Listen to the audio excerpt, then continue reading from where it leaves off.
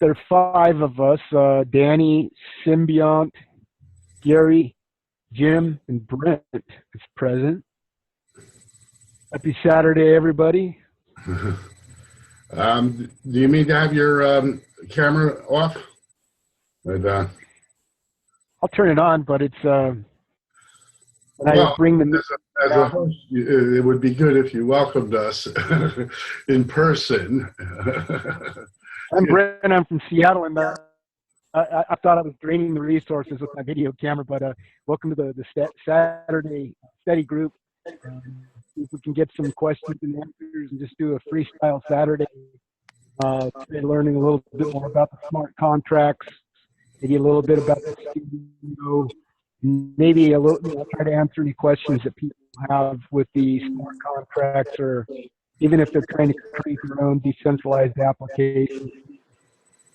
If we can answer some of those questions, I think there's enough people paying attention here that get our questions answered in paper form, or if this ties to the mini-me or the Giveth contract, we can bring it full circle there, because we do try to keep it in that realm of the Giveth mini-me, since we're using the Slack there. So, but it's all it's called all meshing. Hey, Does Danny. anybody have any questions they'd like to just get out of the way? There is no dumb question today. So we'll kind of take a look at the chat if you're having some tech difficulties. Anything that you want to try getting answered today, and we'll see if we can knock that off the list.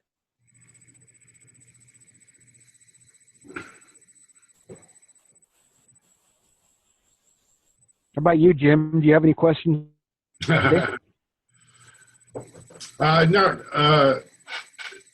I always have lots of questions. I'm hoping we get some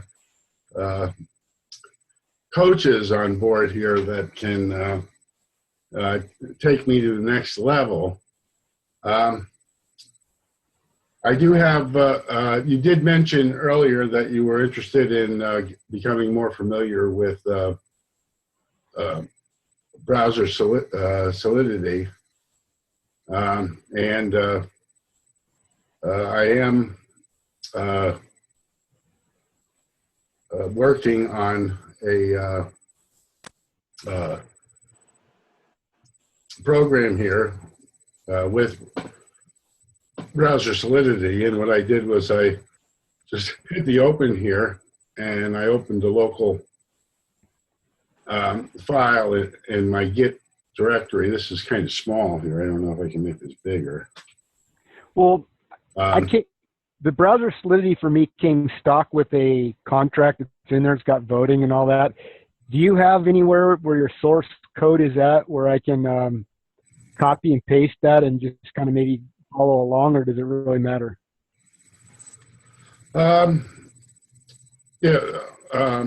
Where we have the code, this is the guys from Brazil's code on his democracy contracts. Very interesting. I was hoping he would join today.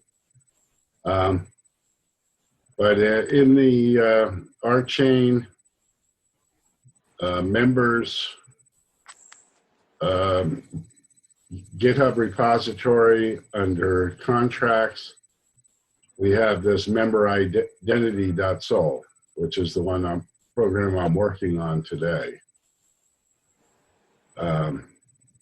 This stores proofs on the blockchain of verified identity factors. So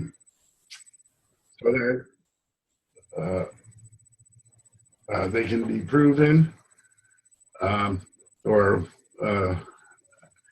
and it does it without storing any personally identifying information. What it does is it takes the identity information, adds a random key to it, and creates a hash of the whole thing, which becomes a co-op member's identity. And you can prove that it belongs to them by computing this hash given their identity. The identity factors they had at the time when they applied, when they joined the co-op.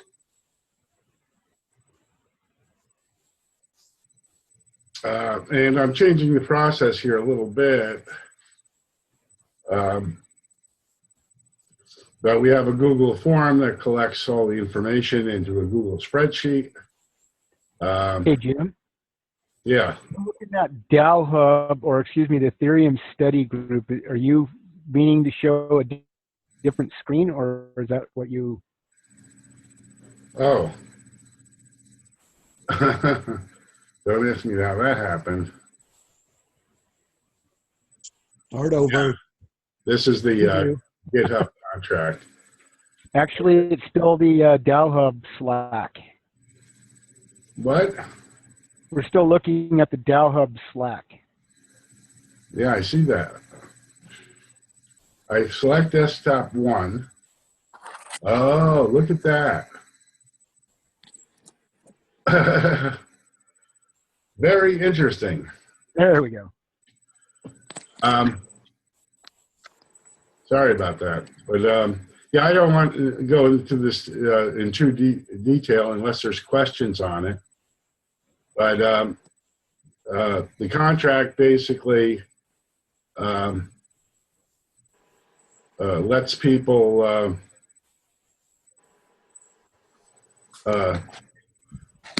claim an identity factor and join the co-op. Basically pay Ether. That's interesting. That's not the latest version of this contract in here. We got updates to make. So it collects the membership dues for the co-op, and it lets them claim factors, which are then verified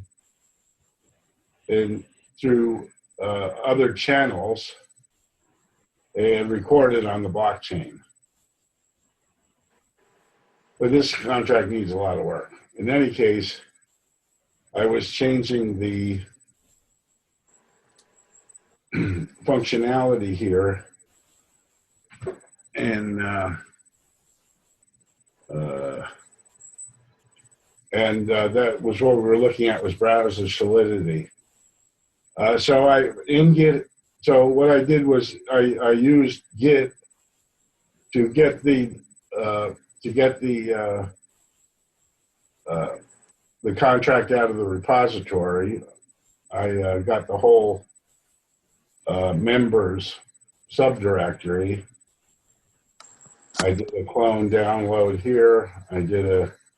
I copied the address, and then I just did a git clone of that address on my machine.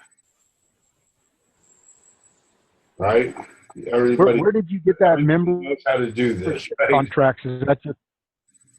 Hmm? Where are you getting that membership contracts? Is that just kind of a generic membership contracts that's floating around?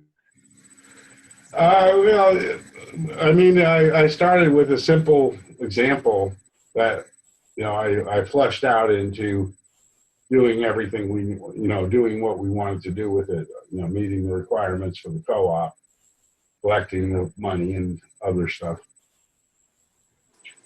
It's still not perfect, and it'll probably change a lot before, if it ever goes into production. But so then it looks like they changed the URL. It's called remix.ethereum.org now for the browser Ethereum. Seems like a different URL. And like you said, there was a ballot.sol was preloaded in here, which is a sample contract. And then what I did was I did an open of the membership.sol, and that opened the second tab here, the membership identity.sol. And it compiles the contract, live, because we have auto compile set here, which is the standard. So every time I make a change here, it compiles immediately. Now, in this contract, I was trying to keep encrypted data on the chain and verify the encrypted data on the chain, and I couldn't find a good way to do that. So instead of having the verification code for the address that is mailed to the user, instead of having that code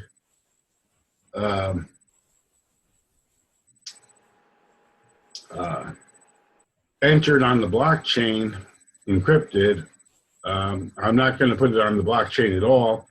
Instead, I want the user to report the code and trigger an event.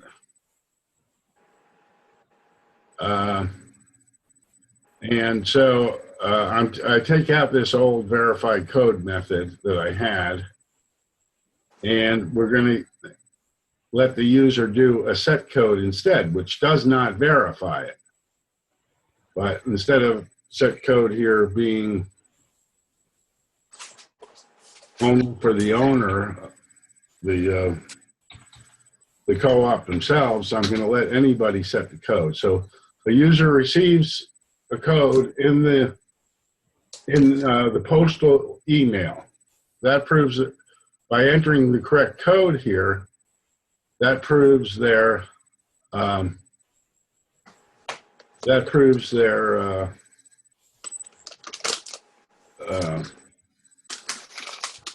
that they can get mail at that address. They have a verified address.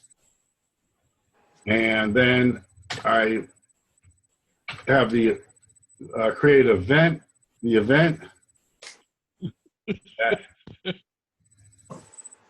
Uh-oh, I got an error. I'm sorry, my phone seems to have evolved AI. Yeah, so you caught this error right away. I put this set code.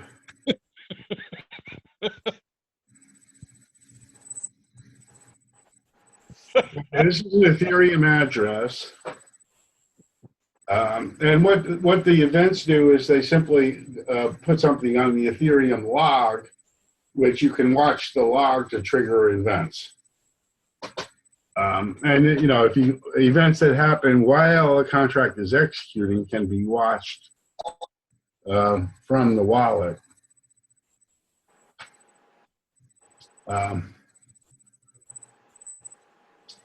So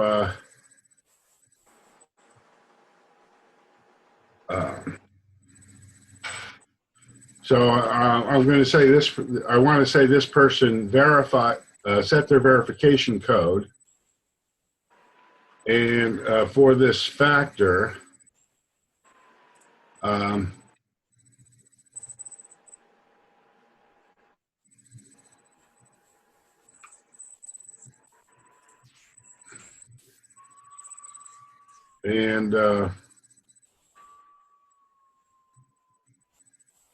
set code. Oh, this is the wrong method to do this. Oh well, I'm not going to code while we're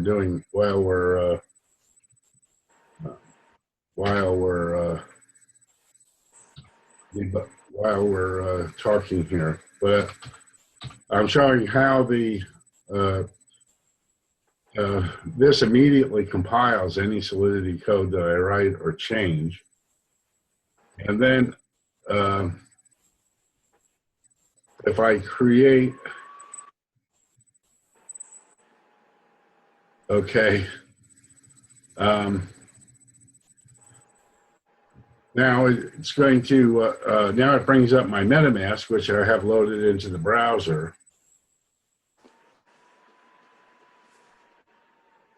Now that's something because you did in the code, because I just hit create and I didn't get the MetaMask. So obviously there's something you did, right? Well, if you don't have the plugin installed, it won't ask you here. Now it's not really going to have to use my wallets for this, because I'm essentially going to run it in the browser. Oh, I'm not in Chrome either. But what MetaMask does is a Web3 intercept. It intercepts all the blockchain calls. So MetaMask isn't really going to have to do anything with these calls, because it's essentially a sandbox that I'm running in. I'm not publishing the the transaction. I'm just creating it. So what is this? 0 ETH.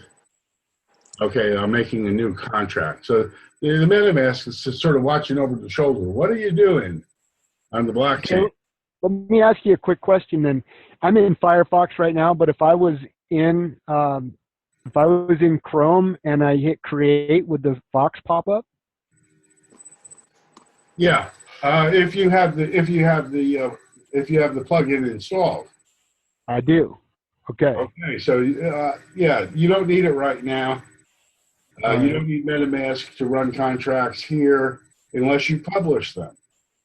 When I publish this on the Morden testnet, or is it Morden? What's the current testnet? Robson? Ropsten? Right. Then I need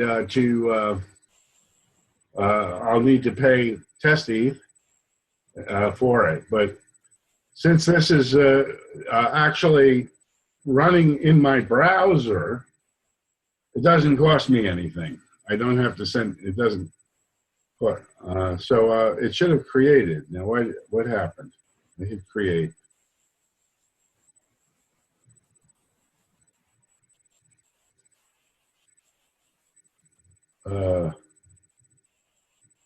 Waiting for transaction to be mined.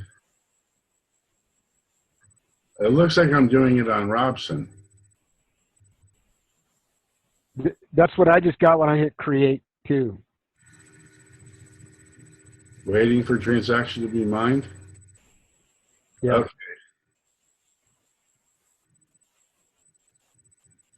And I got a transaction cost on up here where they have the little box, you can choose a JavaScript VM. Okay, so this actually is going on Robson, I think. Oh, this is Ethereum mainnet I'm on. I'm doing this live.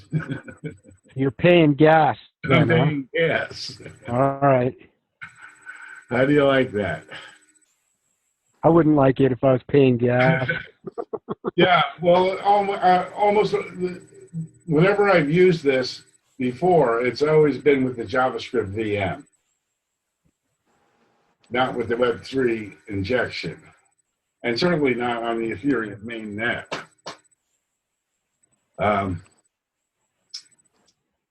So I deployed this contract. How do I know what's the button that I hit to figure out to get that Java Web3 and all that? What? The little square box here, environment, next to the folding airplane. Okay, let me look. Okay, I guess I need to scroll up. Okay, there it is. Okay, I'm in JavaScript VM. Right. So that won't cost you anything. Okay, and what's the one with the Web3? It should be instantaneous. I don't understand that.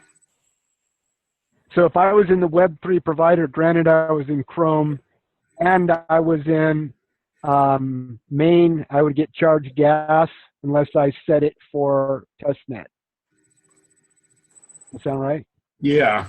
Okay. And basically what I should have done here,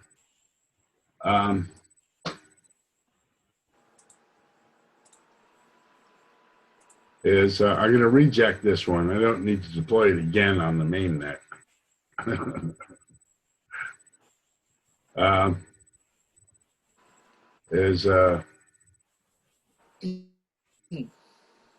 I need to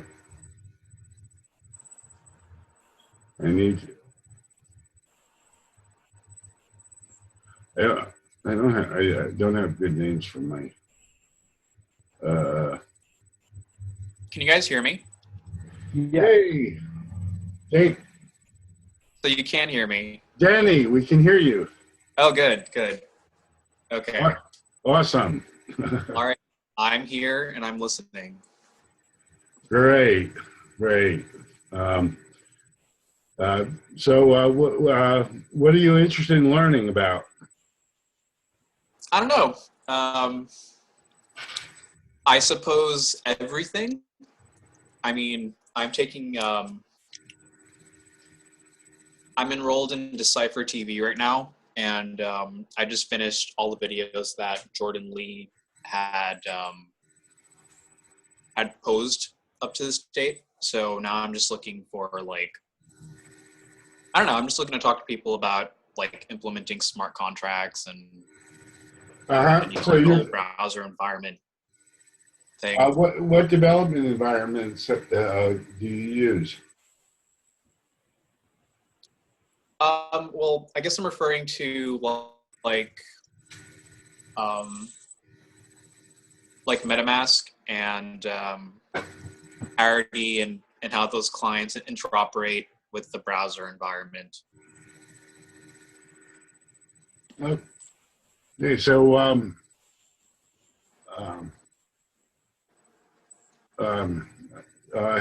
have you been writing contracts or running your own contracts at all? Or you Well,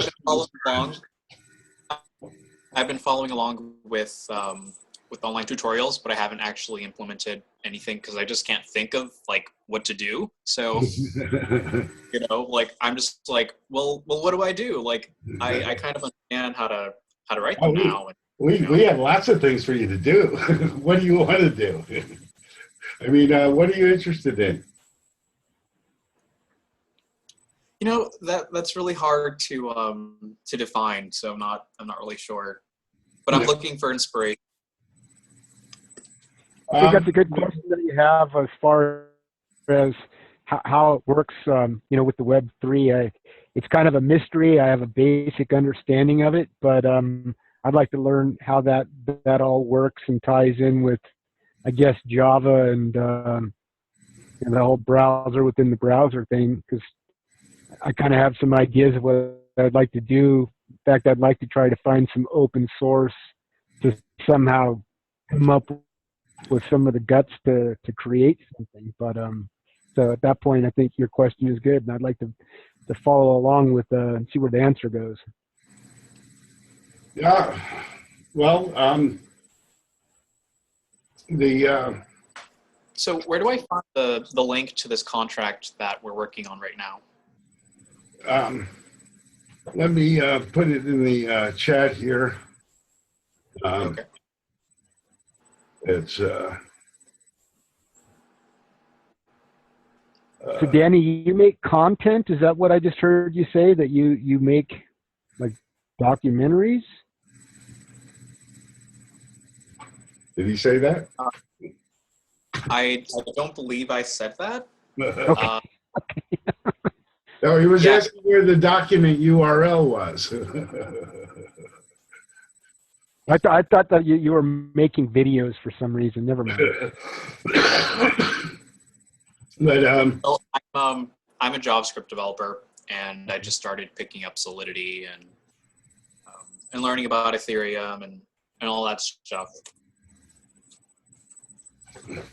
okay, that's the contract, and then the address, and then we just copied and paste that into the browser Solidity remix.ethereum.org. Jim, share your screen.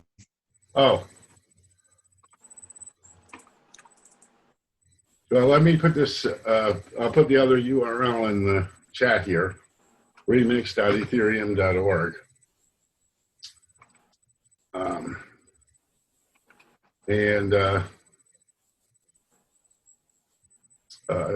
Desktop 2 is my desktop 1 today for some reason. So I get for traveling, all different monitors. You can create, with the little plus here, you can just create a new file, and you can paste in the contract and then click up on the name to rename it. And, but what I did was I just loaded it from my hard disk where I had checked out the project. Okay, I'm all set now. Hey, Jim, can I ask a really dumb question? Sure, that's what this is for. I see that it came with the sample code, The ballot. voting, and all that, and then I see Oh, your right. membership now. So you can have as many tabs there and projects that you're working on, and they don't necessarily they're not working together or running together.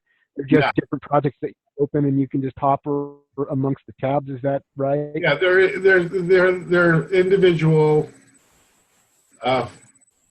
Solidity files. Now, you know, I can deploy any number of them on testnet or live, Okay.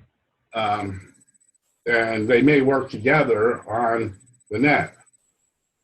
Okay. And I presume that even with the JavaScript VM running in the browser, if I deploy more than one contract, they can work together. Right? Why would they work together? This ballot.sol here, I'm not deploying, so it's not going to get in my environment. Okay, so it's environment related. Okay, that explains where I was.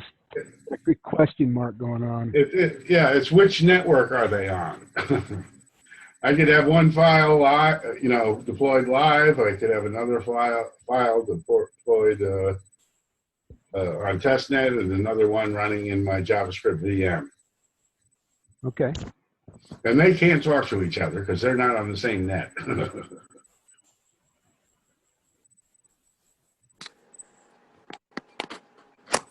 Okay, so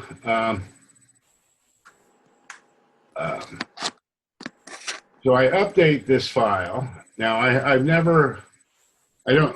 guess there's no way to save it. Because it automatically does that? Well, I don't think the browser can save to a file. Interesting problem.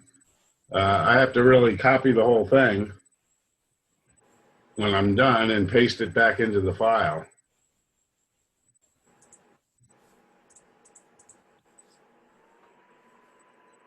Oh, because you can't simply do a save as, huh? Not from the browser. The browser doesn't let you write. I mean, I don't know why. I mean, there should be a download button, right? Should be a download button at least.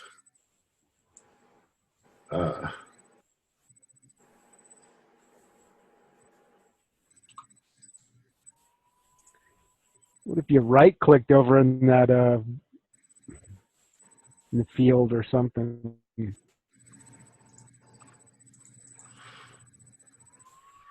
I guess I can try. Yeah, that's a good question for the other one is, I've always used EtherCamp, before, except, just playing with browser Solidity. So there you're saving the file every time you're running it.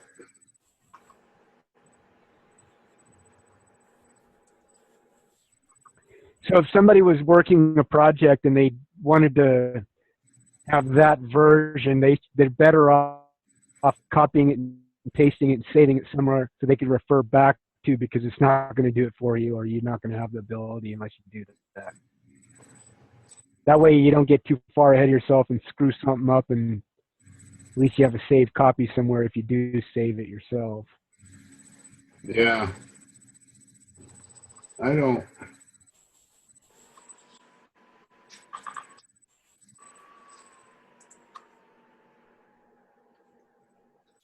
Now, what does the publish do? Where you at? Okay, you can you can make it, you can publish it as a gist. Okay, so you can keep all your contracts as gist. A lot of people do make contracts as gist, so that's probably the best way to do it if you're not doing development on your own machine. What can you explain? Publish gist, what that means? I'm not familiar. Well, a gist is like a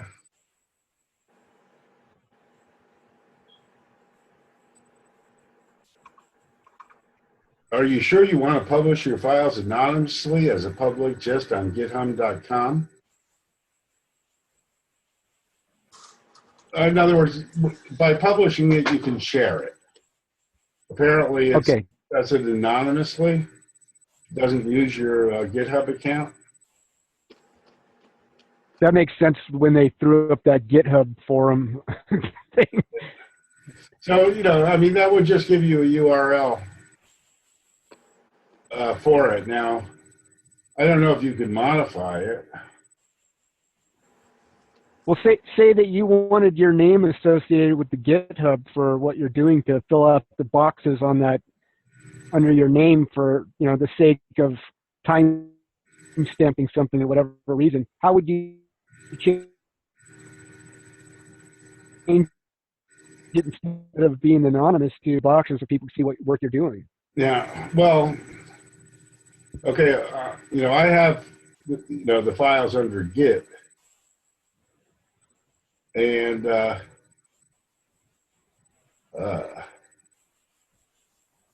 so there's a, you know, under a repository that you create in Git, you store the thing, and then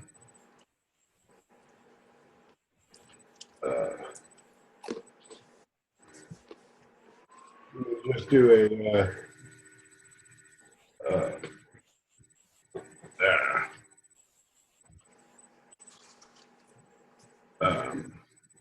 clone. So I just do a git clone of the repository that I'm working in,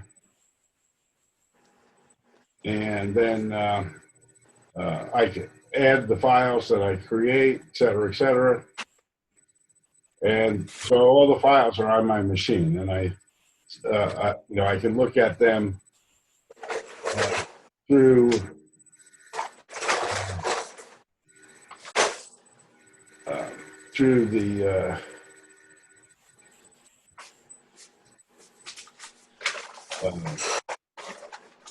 the Windows file browser, or I have the command line bash interface here.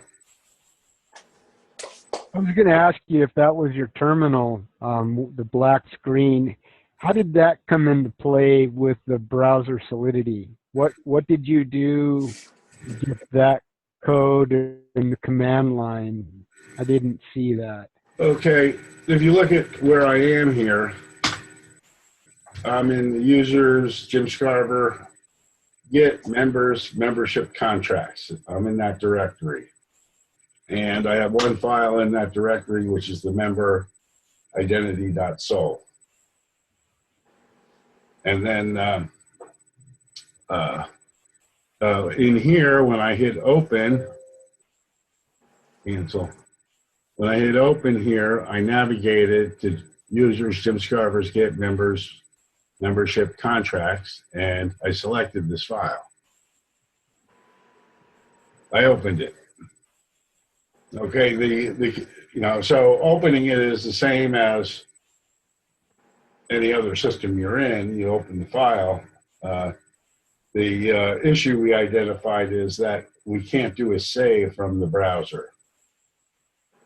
Okay. So I basically have to do a Control-A, copy this whole thing, and paste it back into the file with the changes that I make. And so it's an extra step. And the only change I was going to make here was I take out the verified code method And the way I did that in here is same as you do in Eclipse or other browser. If you hit Control/, it takes away it uncomments the code. You hit Control/ again, it comments the code. And this function I'm going to remove because I'm not going to make those changes today. The only change I'm going to make is I'm going to uncomment this line for now, so that you don't have to be Archain, or you don't have to be the owner of the contract to claim a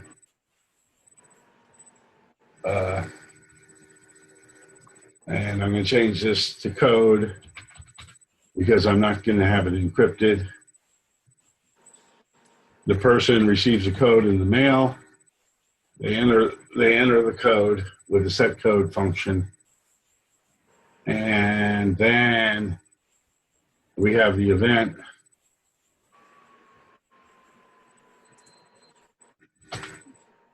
And Like basically 2FA with this system, with the mail and that code. Is that basically what you're doing? well, they first of all, they received their hash in an email, so that verifies the email address. So they have so the members will have a verified email address, and that's probably good enough for many members, because only very large transactions require, with the co-op, which is a Washington State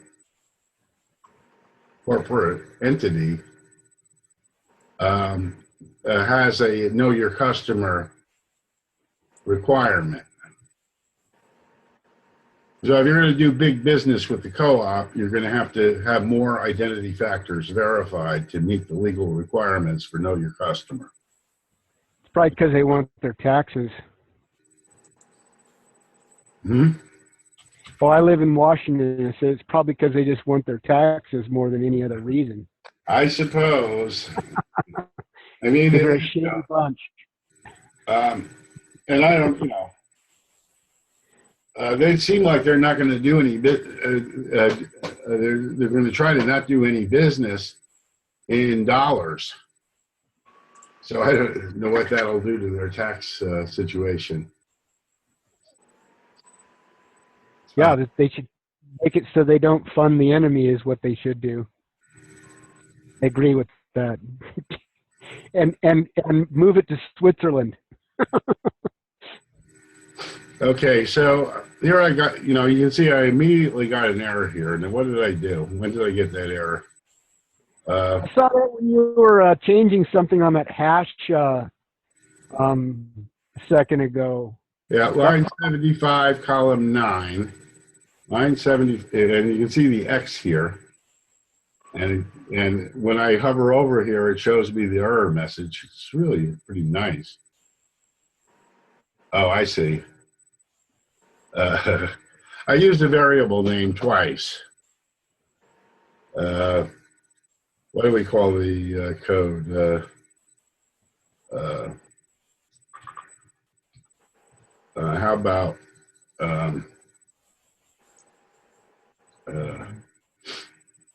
let's just call it my code.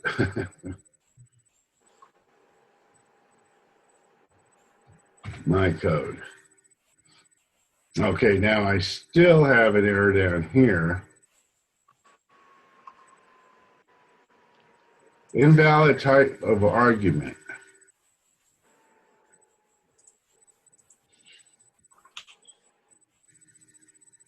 Verified. Let's see where I have,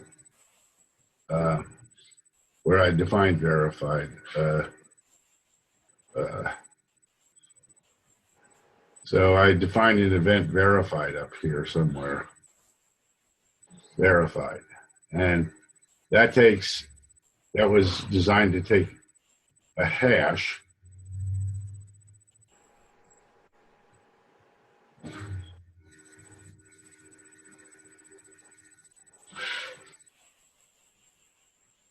Um,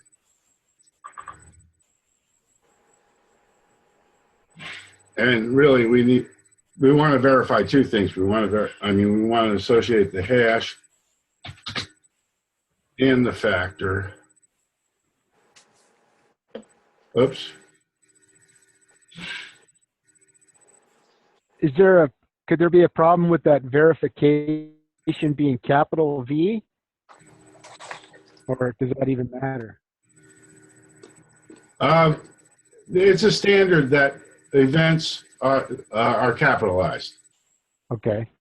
That's so I'm going to add another variable to this so that it reports the hash, which is the user ID that's generated for the co-op member, and the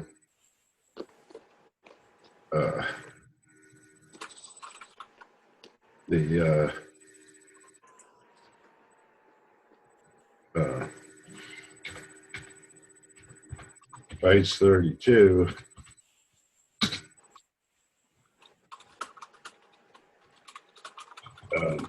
My code, whatever.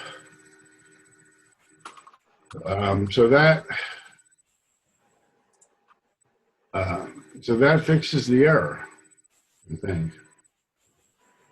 I have no errors. Before you even typed in my code, so whatever you did was working before you even typed my code. Like when you put in that byte 32, it went away.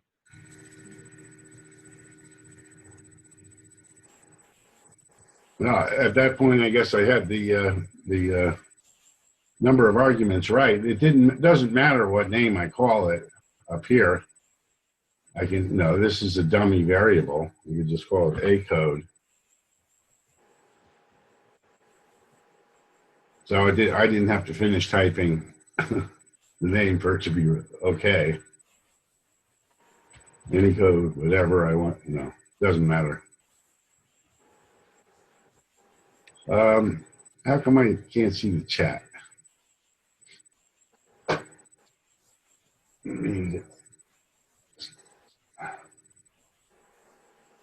Oh, I just saw the chat right before I quit. It takes so long. Okay, no questions. No other interests. How do you run that contract now that you got it in there? I mean, it looks like you got it right. What's the trick for running it, or what do you need to do? Right, that's where we are. Okay, so what I'm going to do, I deployed the contract on the live net before. Okay. What I'm going to do is use the JavaScript VM this time, so that I don't have to pay any gas. And now I hit create button here. And I can see that I have buttons here. And these are fields that I have to enter basically in JSON in order to call these functions. Okay, you can see I have a wallet. It has an address of 0. It's all 0. And if I run the wallet function, which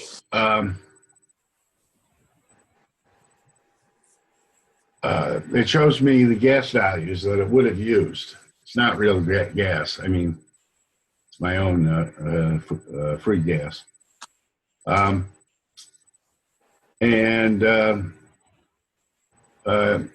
returned the address 0. Now, the wallet function is not in the program here. Okay, but by saying that wallet was public, it automatically generates for me the wallet value so anybody can see what the wallet is set to for this contract that I deployed. And if So I go that's just in, here, okay, I can call set wallet, and that will change the address on the wallet. Now, what addresses we have is a question here. I had a way of figuring that out before.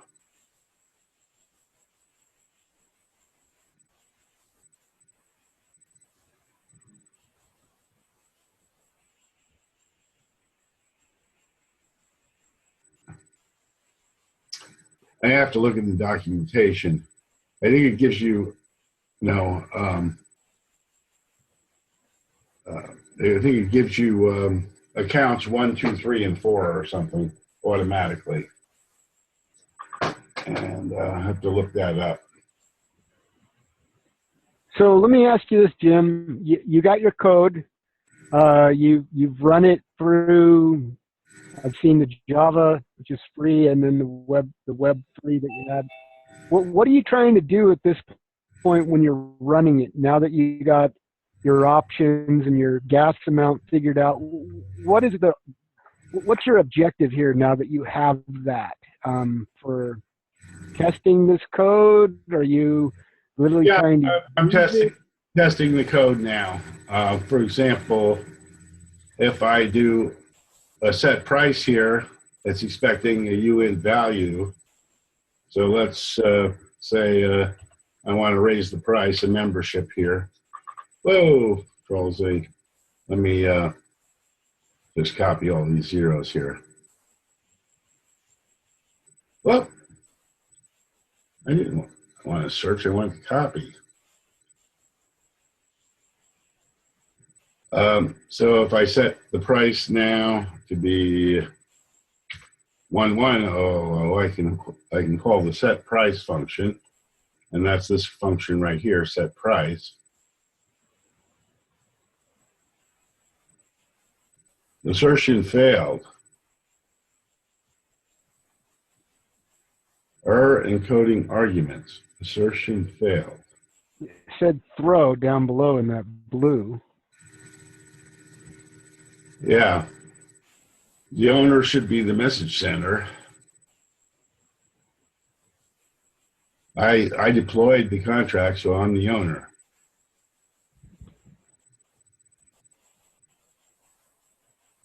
Error encoding arguments.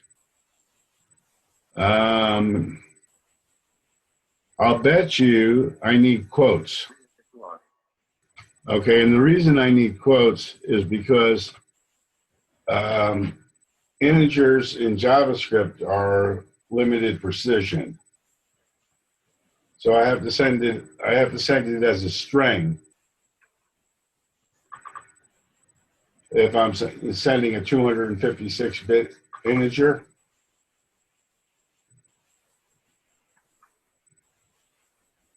What?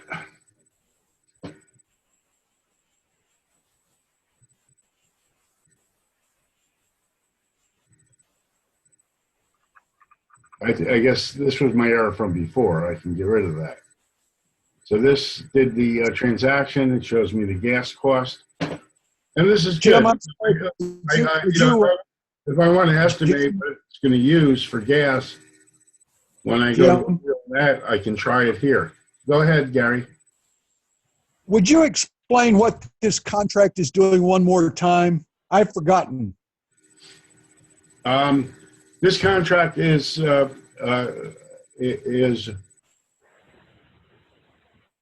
collecting membership dues from members and verifying and showing their proofs of identity factor verifications, which are done off-chain, basically, for their mailing address and their email address. Okay. Does anyone understand that? If you don't, I'll try to explain it in simpler language. Let's hear it. Go for it, Gary. Okay, he knows a way to create a automated user database for the RChain co-op. He's done it here in this code. He's showing us how to deploy it. So this is a use case for a contract on the Ethereum RChain. And he's both getting it built and deployed here in this chat room so we can all learn about it, and so he can find people who can understand what is going on here. Yeah, and we're here basically because Brett asked for an introduction to Browser Solidity, and I happen to be working on this contract. So we're using it as an example. Now that makes good sense, and appreciate that, Gary, because that kind of brought it a little bit more into light for me as it ties to this Browser Solidity as far as actually testing something and deploying it. And that makes sense when it's explained instead of just a bunch of code that this is actually for the membership and for the dues. And it is a good use case. Yeah, and what I was just showing was we're testing the set price function, and we learned that we have to put numbers in quotes here. We're giving JSON, but we got an error without the quotes, and we were able to set the transaction here. We made it, I guess, membership fee 0.01. Okay, this is all the numbers here are in bits. So I have to take off 18 zeros, whatever, 18 decimal places.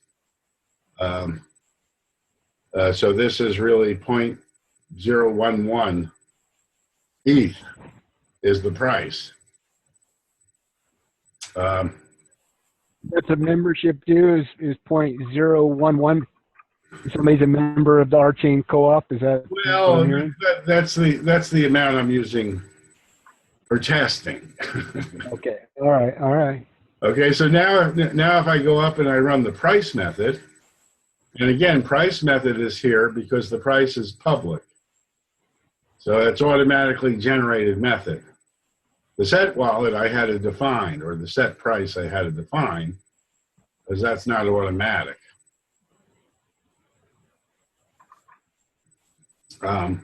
But the value is public and the method is automatically generated to set the price. Now we can see we still have the old price here, which is 1 followed by a lot of zeros.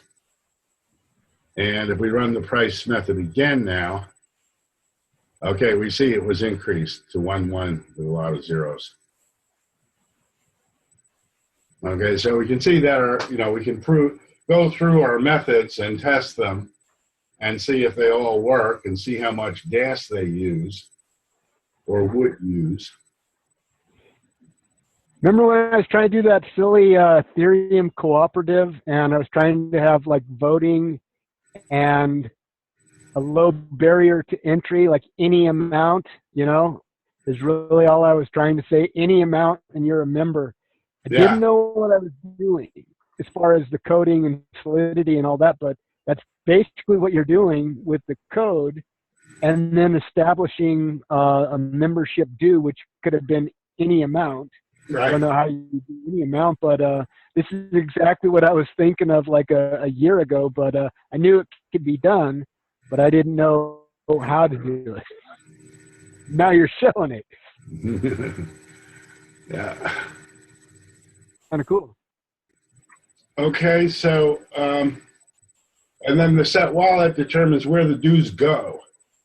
What wallet do the dues go to? And this may be a vault, as the, giveth vault. which could have a time lock, could have all kinds of things on it to protect the deposits or the payments that people make, whatever.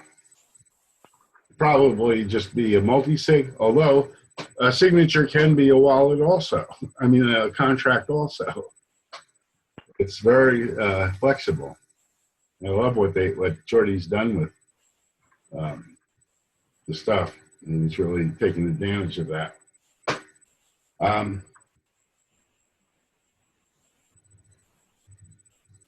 So let me ask you this: if somebody can set it for a lock for say 2 years and 5 days from now, that way a hacker couldn't come in and just take that. Is that kind of what that feature is there for? Yeah, it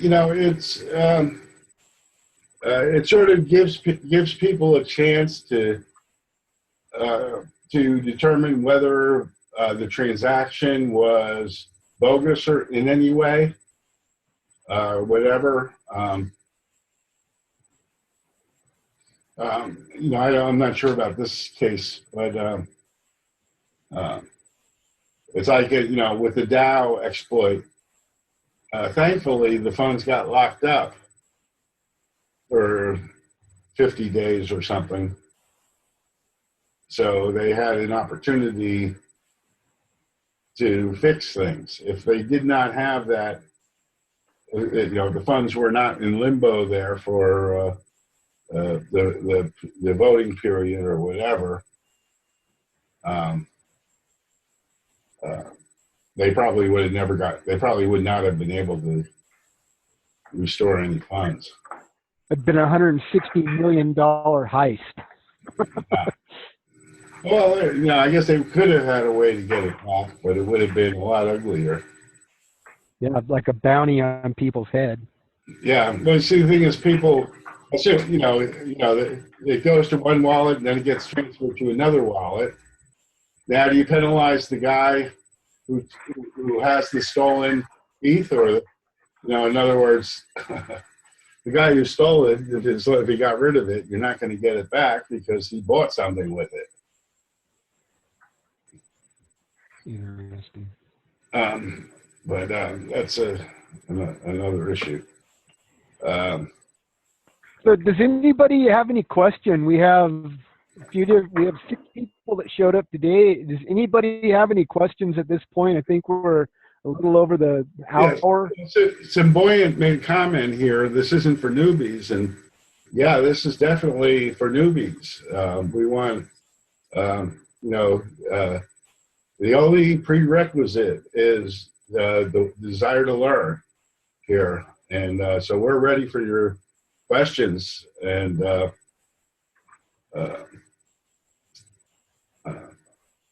okay, so could you run? Well, I guess I'm curious about how each of these functions interoperates with, I guess, to make the whole system function. So could you run me through what each function is supposed to do in a really succinct way? yeah, and like I said, this is a work in progress. So Okay.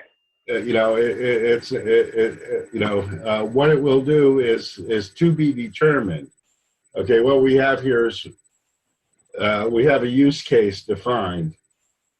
Okay, that we started with, and now I'm starting to change that use case a little bit, but essentially we're making a member identity registry, which is contract. So how do you define member identity registry? What does that look like? What is it supposed to look like ideally? Yeah. Basically, the only purpose is to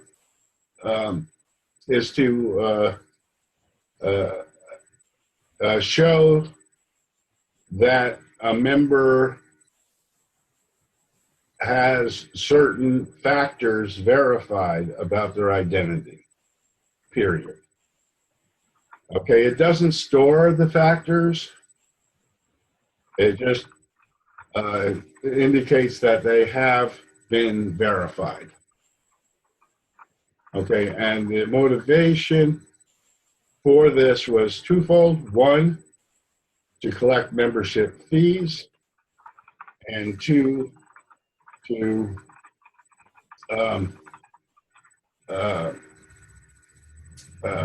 indicate that what identity factors have been verified for know your customer regulations, I guess anti-money laundering could play into it, but for large transactions anyway, they would need to have some kind of know your customer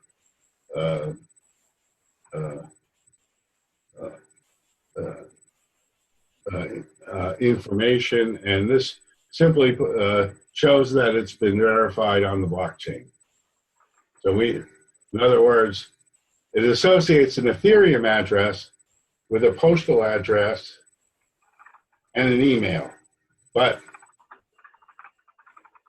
the postal address and the email are not public, so they're not. You can't get them from the chain. The only thing you can get is the fact that their email address and postal address have been verified. And its general purpose in that you could put other proven factors on here besides those two. So, Go ahead. so if those are factors, but as far as like the email and the verifications, those are acting as arguments for the programming to work. Is that, I mean, if you have these and the verification, then it works in terms of functionality. Is that, I mean, those are prerequisites. Is that fair to say? I mean, acting as arguments would be my question.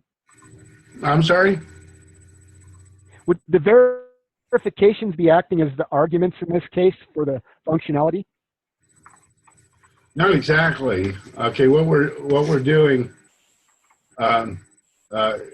because this is private information, we don't want the information on the blockchain. So essentially, what we do is we take their identity string that has their address and email on it, and this is not an up-to-date copy. Oh yeah, it has their email, it has their address.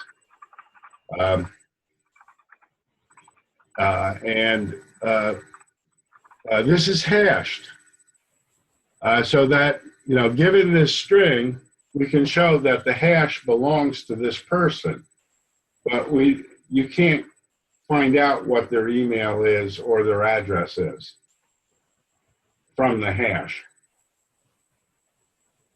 So we're only putting the hash on the blockchain. We're not putting any of the personal information itself. Questions? Okay, so so the hash lives off chain. I mean, sorry, the actual information lives off chain. Absolutely, yeah, in a secured database. Okay, that clarifies a lot of things for me. Thanks. Okay, so the identity registry has an owner, which is defaults to the contract creator, and has a wallet, which is where the money goes, and that probably should default to the message sender as well. I'm going to fix that right now. Equals. I think if it sends to address 0, it's going to lose the money. or I think it'll fail. I think it would fail. I mean, we could test that.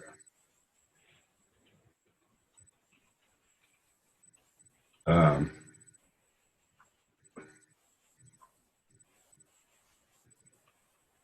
let me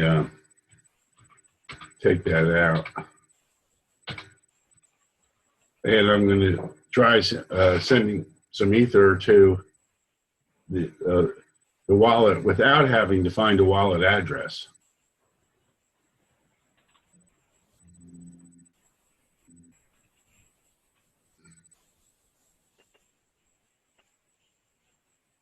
Um,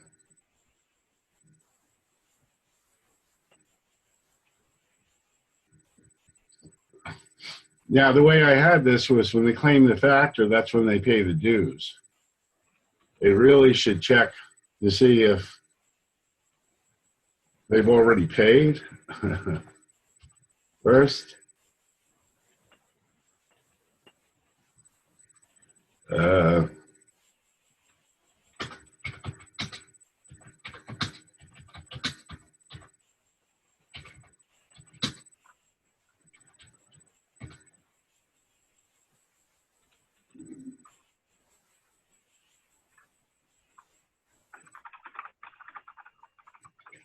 I have to think about that.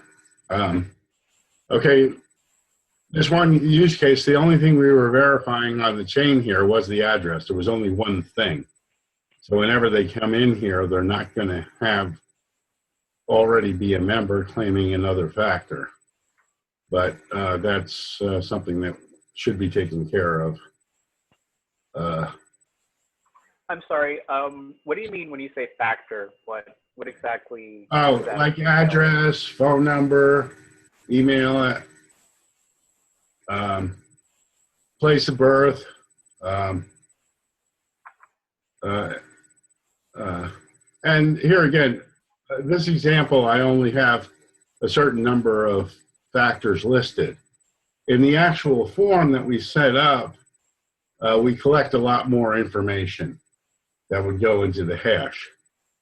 In fact, you know, it would include, for example, a Bitcoin address if they wanted to provide one. Then we would have a Bitcoin address associated with the identity, for example. So any of the factors that are used to generate the hash can, in principle, be verified off-chain, so to speak.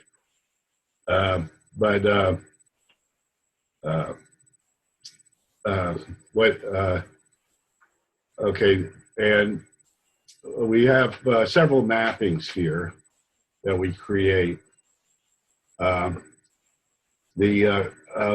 mapping is claimed, and these are the factors that a person is claimed. And when there's a proof of what they've claimed, then it gets moved to verified. Okay, and the code here is used as part of the proving process. Oh, so you can actually nest mappings. I never realized that, and that's a question that I had before.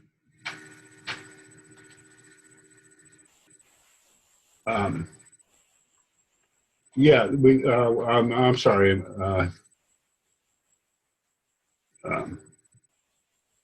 Yeah, these mappings are like associative arrays that you can map anything to anything. It's very nice.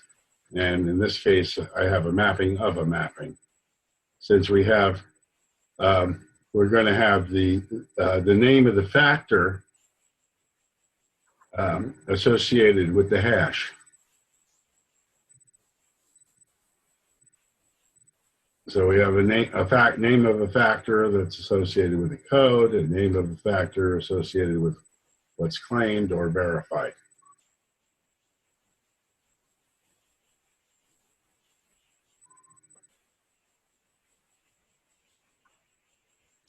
And I'm not sure why I put UPort address here. I wanted to create a UPort identity for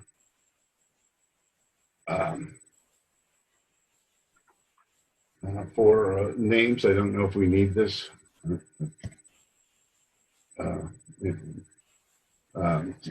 Uport Identity manages all your different persona.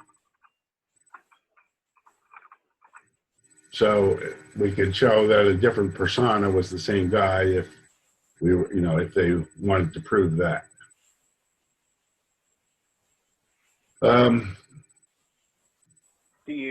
Are you referring to the case where somebody chooses to have multiple identities? So this is like a library of proving that like all these identities are this person.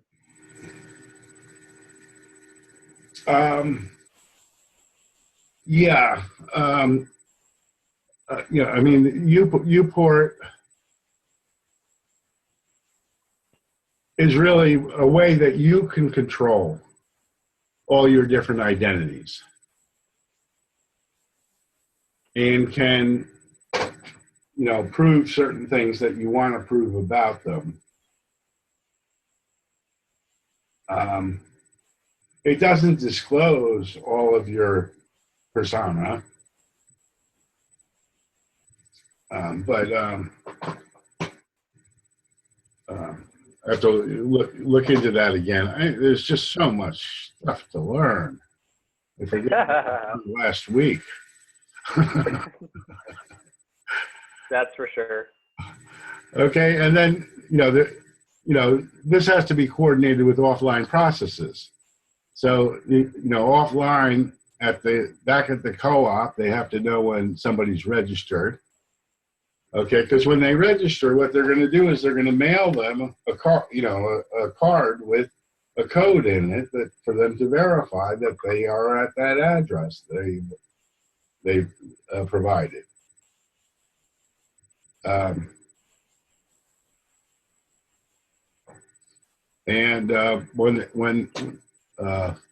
When a person verified the code, we need to know it so that we can check that code, because we're not going to keep the code online anymore. That's the change I'm making today.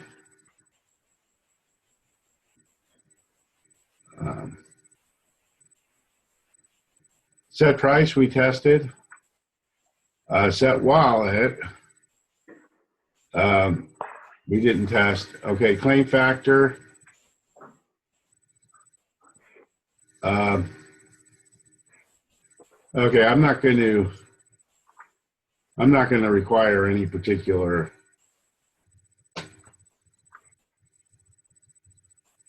value in Ether. So I'm just going to send it some Ether, random amount. Well, I can send them one Ether. Why not? Okay, so when I claim a factor, okay, I'm assuming that I got a hash from the cooperative, which I'm going to paste in there. In the meantime, it doesn't matter what I put in there. This is a temporary blockchain anyway. The factor, I can put any factor I want, phone number, whatever. Okay, so receive. Okay, so if the message value, which is how much Ether they sent with the claim factor, is not equal to 1 Ether, I'm going to throw an exception, which basically is going to give me a jump error or something out of the contract. And I'm going to send to the wallet all the Ether that was sent in the message.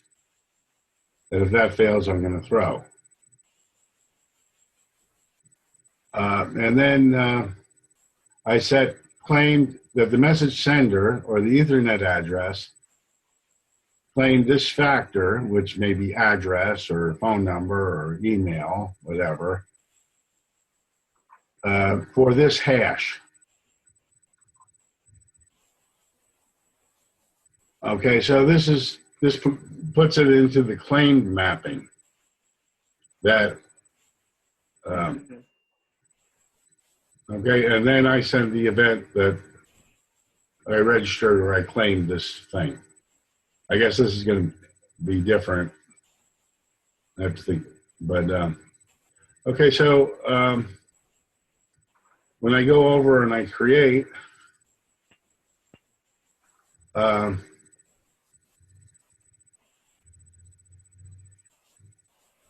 uh,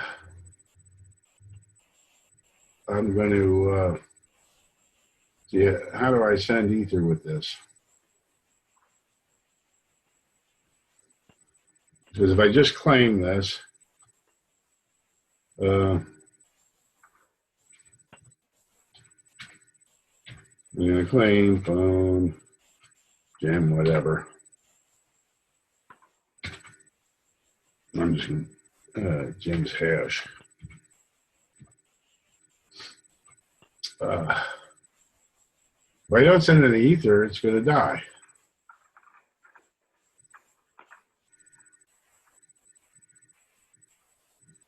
Invalid opcode. That's an interesting error. But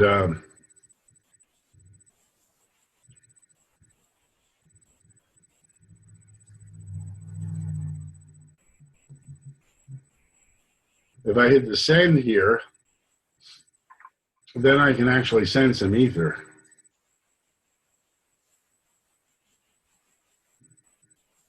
To the contract. Yeah, I can put in one ether. This one lets me be friendly. I don't have to put all the zeros. Okay, if I didn't say ether, then I would have to put in all the zeros. You're on the test net right now, right? No, I'm in my browser. See, I'm in my JavaScript VM.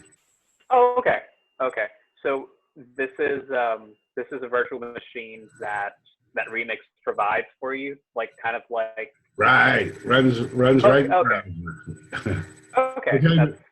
Before I accidentally deployed one on the live net. Yeah, I saw that. That was 450, right?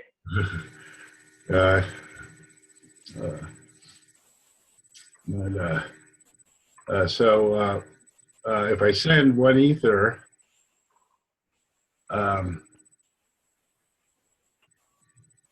then when I do, now if I do, okay, I guess it keeps these errors here as long if I don't delete them. So I'm going to remove that error so it doesn't confuse us.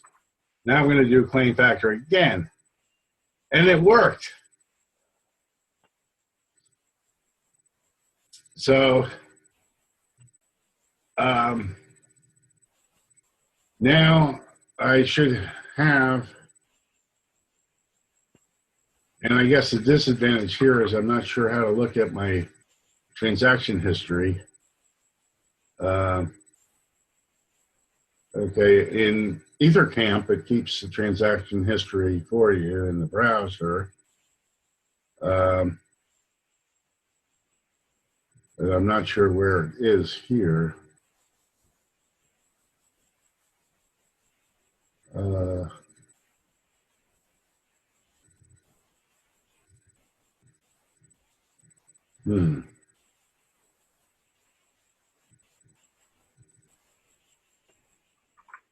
Okay, now I can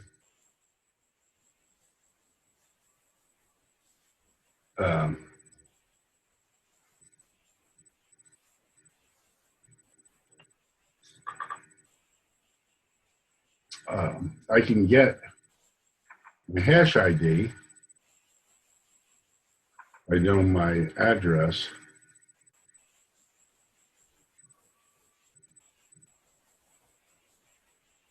I guess this is my address.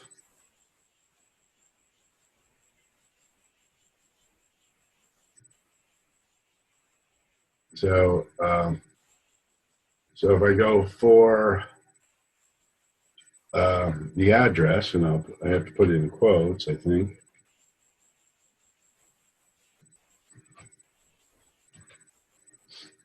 And for JavaScript programmers, this is probably very convenient to have the JSON here, same as you would in JavaScript. And then the factor, phone. And we should get back Jim's hash.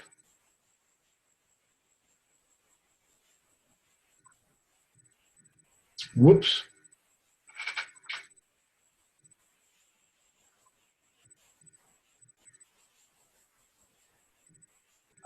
So what does invalid opcode mean? Like what is this error telling you? It's telling me that I probably did an abort or something. But if we look at a throw,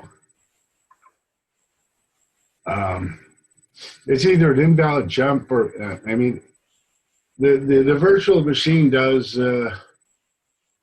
when it fails, it doesn't fail very gracefully. Now, I don't know why. So get hash ID. That doesn't tell me anything.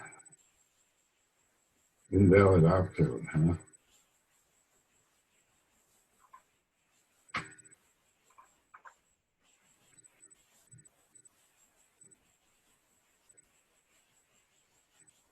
Let me try. Which one of these little menu items gives you access to the menu that lets you input function arguments? That's from create. Okay. That will deploy it to wherever you have set. Okay. That's why this isn't working for me. It should say deploy, I guess. It would be good.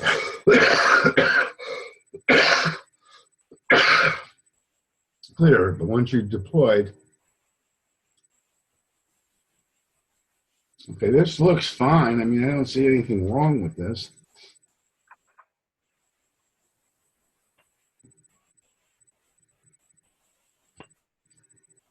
I do it. Get hash ID, invalid opcode. Well, I could try hitting the debugger here.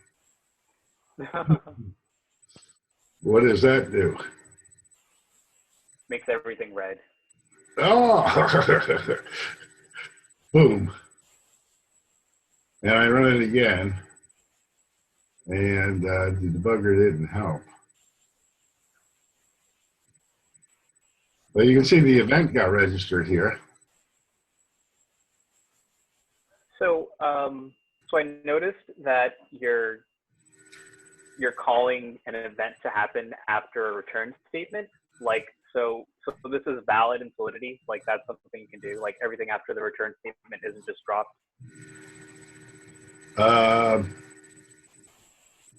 No, that's definitely an error.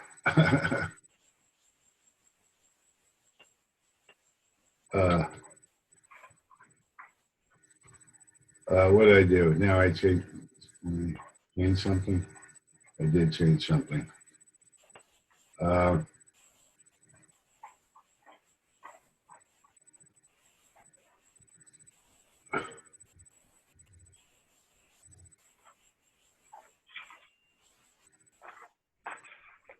What do you think the error might be? Yeah, this is definitely wrong here.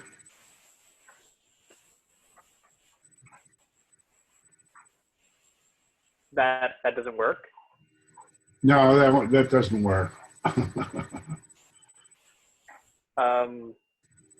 So like, is it invalid syntax to? Well, so my background is in JavaScript, and my understanding is that after return statements, like everything after return statement doesn't run. So is that the case here? Yeah, as far as I know, that won't run. Okay. Okay.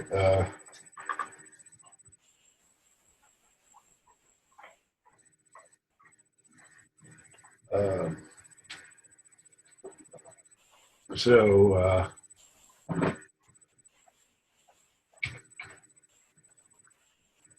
I make a Boolean.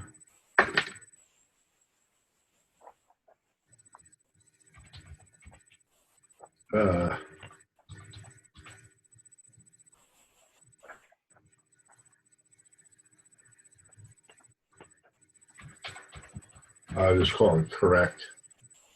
And then this equals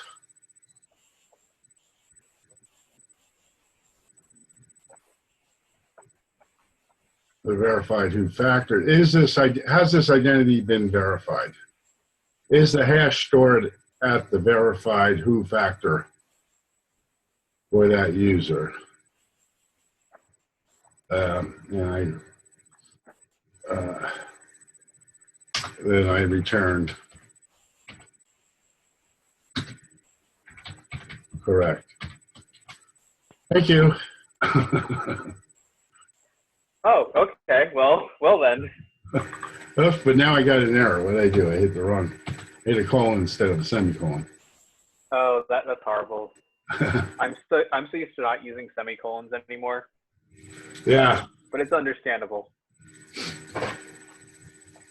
Okay, so and these study groups are supposed to be working sessions to a certain extent. If somebody needs help with whatever they're working on and somebody can help, that's great. Thank you, Danny. I might have been very confused about why I never got that event. Yeah, that. I mean, like, that just seems like weird behavior to me. Do you think it's an error with like how they provisioned this development environment? Yeah. I don't know.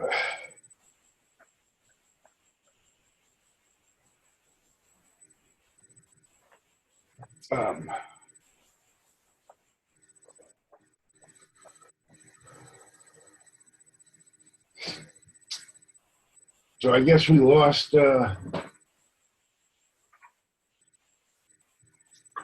Symbiont. It was too technical. Well, actually, that's me. Like, I'm on two computers at once. Like, yeah, I was just curious because I was getting really lost, but I feel so much more better and confident now. So like, so I'm good now. But yeah, like, I'm on two computers at once. I'm casting my computer screen to the television so I can see more of what's going on. Right. Yeah, it's definitely good to have a second screen with this. And, unfortunately, I'm not looking at people much because I'm looking at the other screen a lot of the time when I'm talking to them. Danny, I sometimes use my television screen, but I have problems with echo when I do that. I noticed you had a bit of echo at the beginning, but you squared it away pretty quick. Yeah, I'm sorry about that. I was just trying to figure out like how to make that work for me. I do apologize. Oh no problem. I do it all the time, and I have, but I have to refigure it out every time. You seem to catch on right away.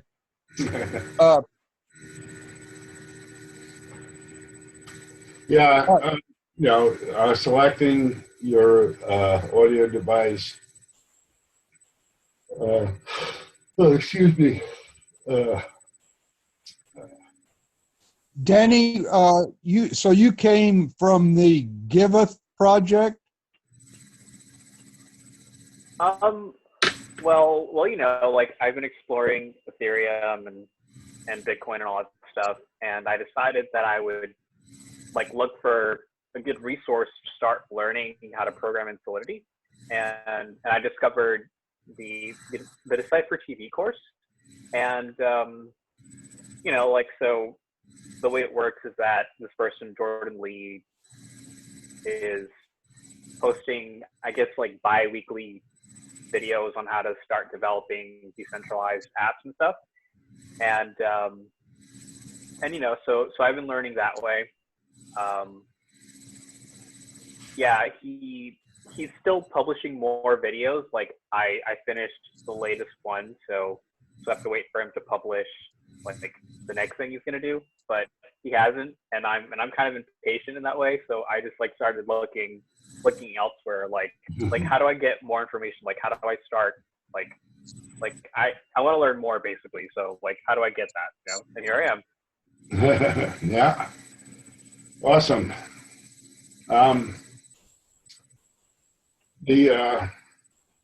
This is sort of bring your own project. You don't really have a project, but the desire to learn is all that's important. And it's democratic schooling, so to speak. We decide ourselves what we're going to do and learn, and hopefully accomplish something worthwhile and earn a bounty. And we can earn bounties for this. And in fact, at the end of the session, we'll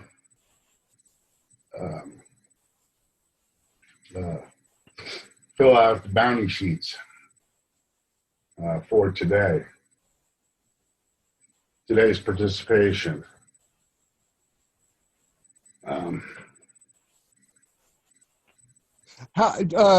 Danny, how did you find out about this session? Do you mean the session or the meetup group? Because I found out about the session specifically through the meetup group. Oh, sorry, the Slack group. Right. This is the Giveth. Supposed to be the Giveth Hangout. I don't know whether it's a bad time or whatever, but we haven't had. That's what I was asking, Danny. What did you find Jim's link on the Giveth Slack? Yeah, I did. So I just joined the Slack group like the day before yesterday, and then I just looked at the link and there it was. So that's was this the first crypto Slack group you have joined? Or yes, I think I said that right. Well, I'm a member of other Slacks, but this would be the first like Giveth study group that I've attended. So I don't completely understand what sorts of things I needed to know before I came in and started talking to you guys. I guess that's unclear. So where do I go to find that?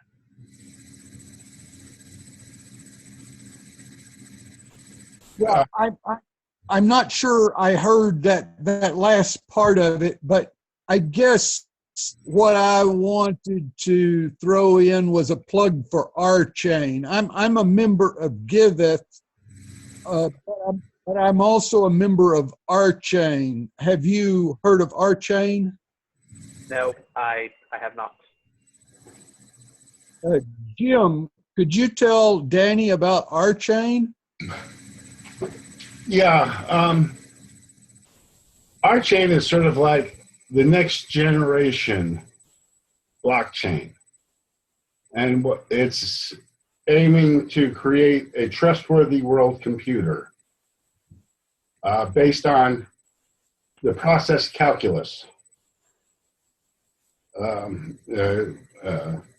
It has its own language, Rolang, which is really based on the mobile process calculus, or the mobile pi calculus, which is the row calculus.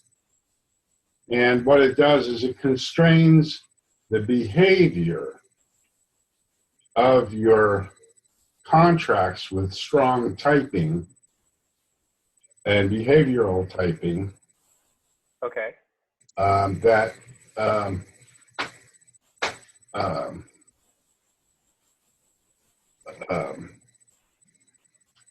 can eliminate errors like the Dow exploit,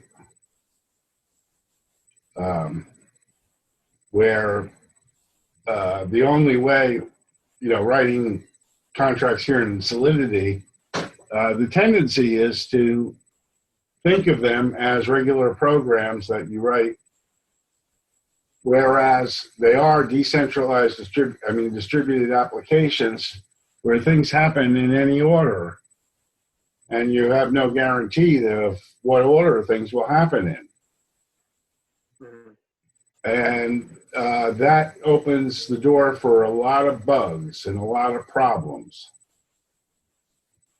So the process calculus basically orchestrates all these asynchronous, decentralized processes according to essentially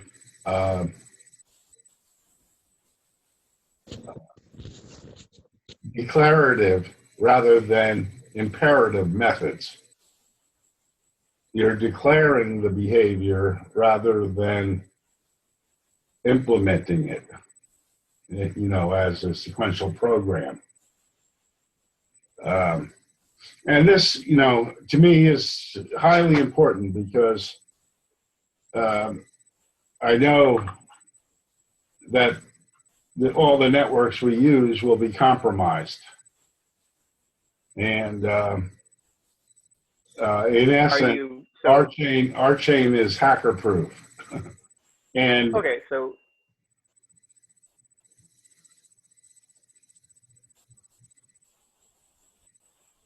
so you're referring to a future scenario where a malicious agent could hack into what exactly? So I'm not sure, I guess. I actually don't understand that last part.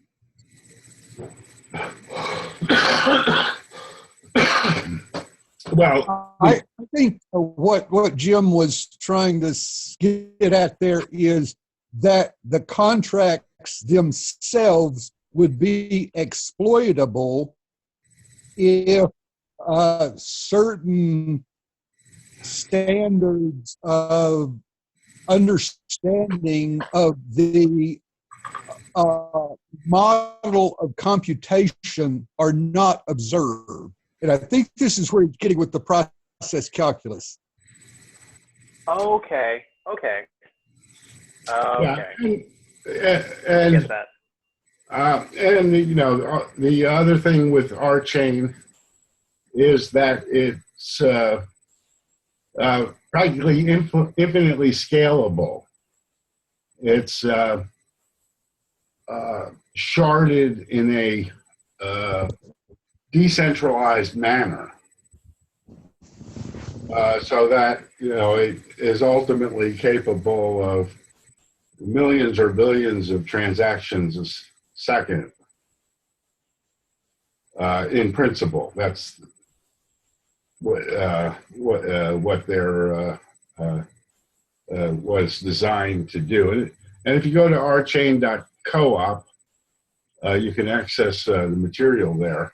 But essentially, it's a world computer that we all share, and I see this as sort of an artificial intelligence that we all share on an equal footing.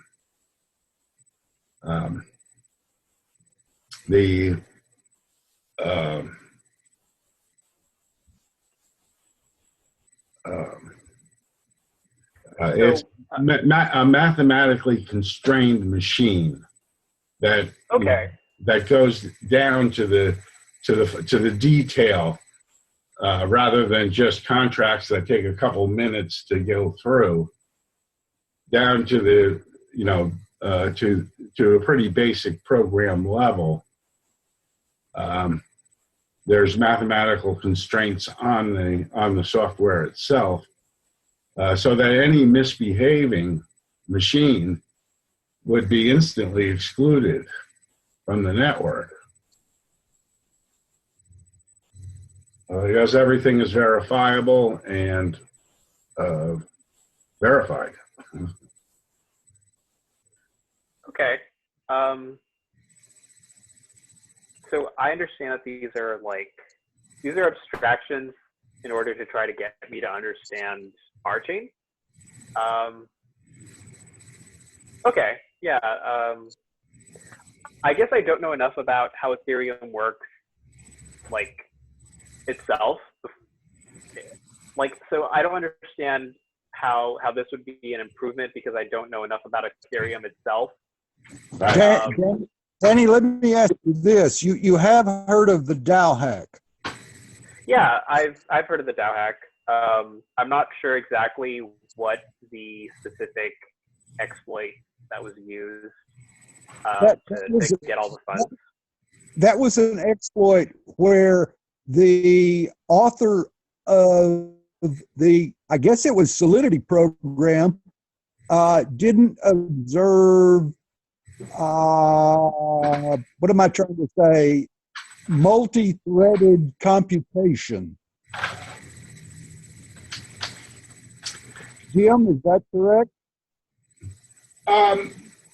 Well, yeah. I mean, the software was reviewed by a number of experts, but they all missed a use case where one of the methods, which was the split method, could be called recursively and catch tokens in in an undefined state, and occasionally could get the tokens, could get control of the tokens, basically. And it was a very obtuse timing problem. Now, Greg, who's the designer of RChain, showed that if he wrote the programs in Rolang, they would not even compile because of that exploit. Uh-huh.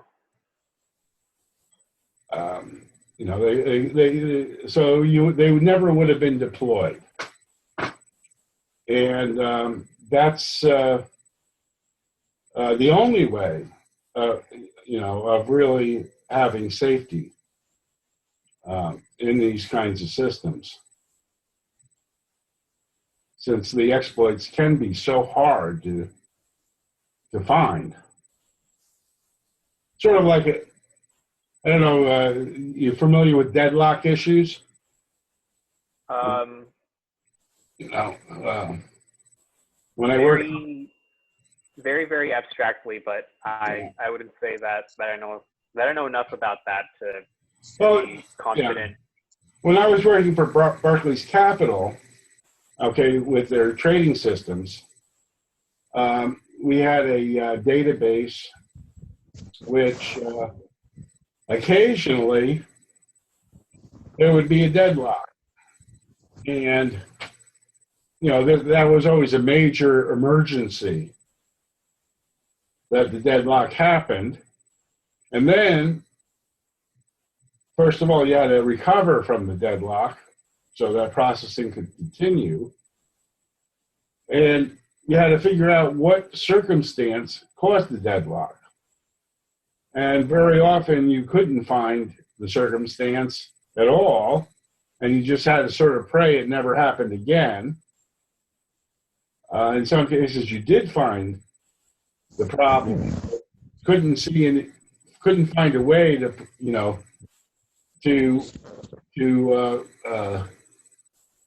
recognize that the situation was going to happen, to prevent it. And fixing the problems is incredibly hard. Now, if in your Rolang program, the deadlock is excluded from a code or a race condition or whatever, the problems will be found at compile time, and you won't be allowed to, you won't even deploy a contract that could possibly deadlock as long as the types were defined properly. But that's, that's another story, and I think it's going to be a year before we can actually start doing anything useful with the row calculus and the R-chain. One of the things we want to do in the R-chain study group is we want to express our Ethereum contracts in Rolang as a means of making sure that they behave properly. Uh-huh. So this is more pencil and paper. We write the Rolang, we try to compile it. First of all, we design the types, which is a learning process that we have to go through of how we define the types in order to constrain the behavior to be what we want it to be. And then we compile it. And as I said, when they did that, if there is a problem with our Ethereum contracts, that we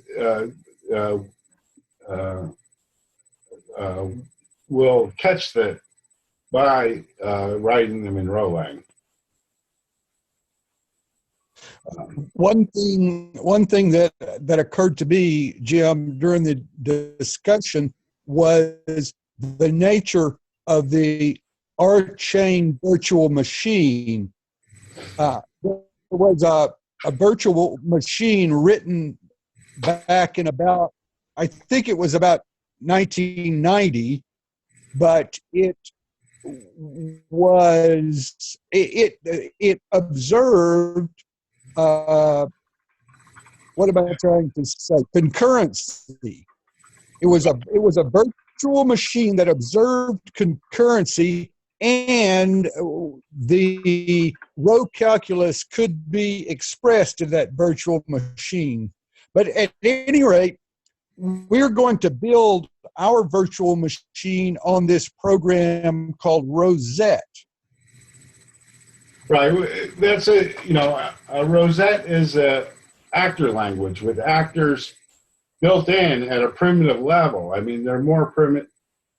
Basically, instead of objects or anything else being at the bottom layer, they have actors. I don't know if you're familiar with the actor model, but essentially, this was the only virtual machine around that had concurrency built in at the lowest level. With certainly with JavaScript in the browser, there's no concurrency at all. And in Java, you have threads, which is explicit concurrency, whereas the operation of actors is all asynchronous natively. So to have a pure actor model, the Rosette machine, VM, has concurrency at the bottom level. But let's let's get off the R-chain thing. This isn't the R-chain study group. And we are at the top of the hour. So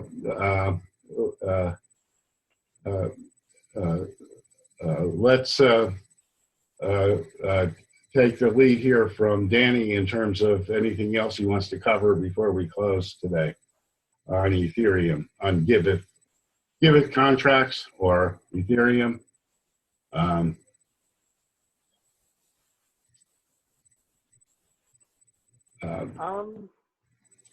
Have you had enough for today, or is there something, or you want to look at mini-me contracts or some other contract, something? You want to write should we try to write a contract for some purpose? It's all up to you, Danny. Yeah. So if I were to be honest, I would say that. Well, so I'll say that I feel that I didn't come adequately prepared. So like I don't know enough about like I have no specific opinions about which particular contract I would like to like take a look at. So so if there's something you want to keep working on or keep talking about or I don't know, like I would be up for that, but I don't have anything in particular. I could ask questions about things that I don't yet understand about Solidity, but that's probably like beyond the scope of like today. So Well, I guess there is one contract. It would be a mutual learning experience. Question. You dropped off there, Gary, again. Oh, I was just kind of saying to Danny that if we go into writing original Solidity contracts, that would definitely be a learning experience for me. Jim, I want to remind everyone that you started from a pre-existing contract when you wrote this whole thing, didn't you? Yeah, there was a very simple contract that, you know, didn't use any mappings. It didn't collect any ether. It just was based on keeping the hash of an identity. So it was like a half a page contract that I started with, and I added functionality to it. There's another contract that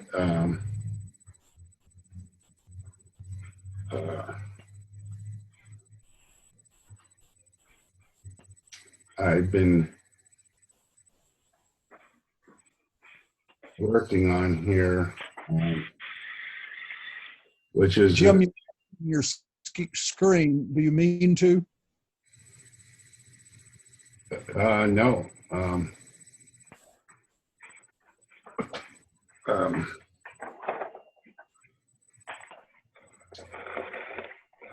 it's a very simple contract, and I want to test it. It's probably a good contract to look at because it's the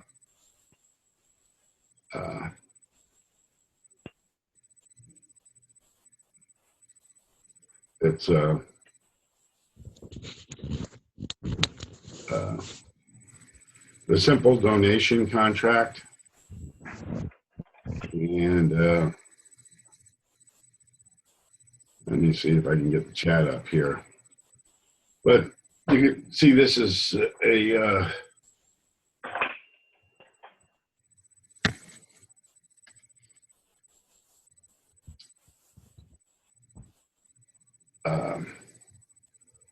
a contract that basically does one thing.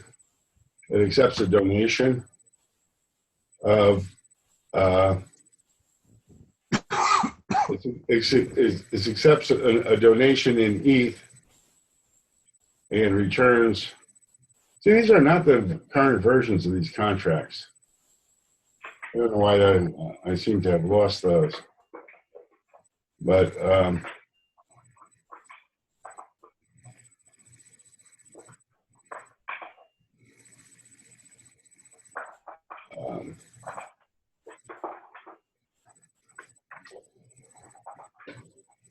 so I create a new tab here, and I paste this in, and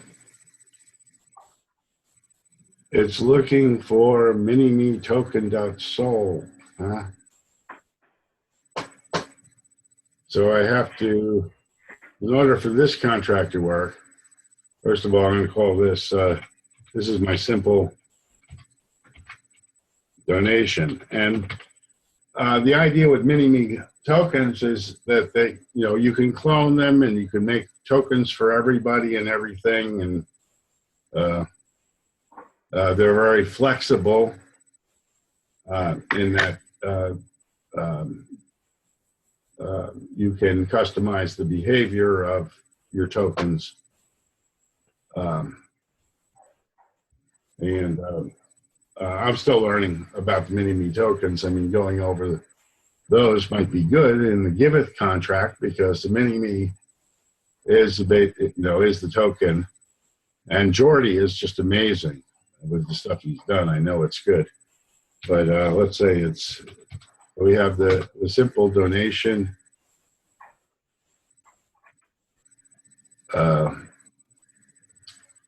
Contract, and then we also need to get the Mini-Me token.sol. Whoops, why is that highlighting the whole thing? I guess I have to drag this, huh?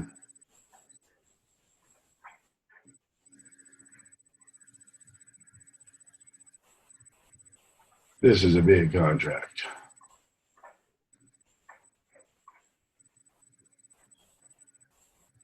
Now, I'm not sure how efficient this is. You were showing me an example where it cost almost 20 cents in gas to run a method on this contract. So I just copy this whole thing and make a new file and paste it in, and I'll call this the Mini-Me token.sol. Okay. And this is taking a long time to compile.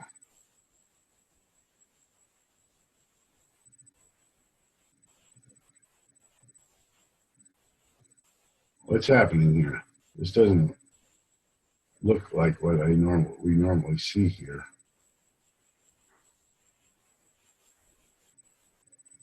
I don't see any errors in it.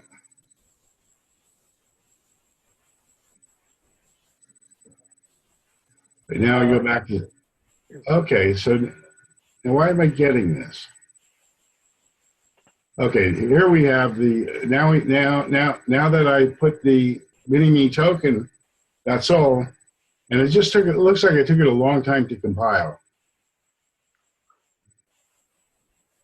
Okay, but it eventually compiled, and I got the normal stuff here, and then the simple donation eventually compiled, but I guess it has to read the whole Mini-Me contract and compile that, because right here in the first line I have import Mini-Me token.sol, and the reason I import that is because I'm going to create a token which is of that type, Mini-Me token.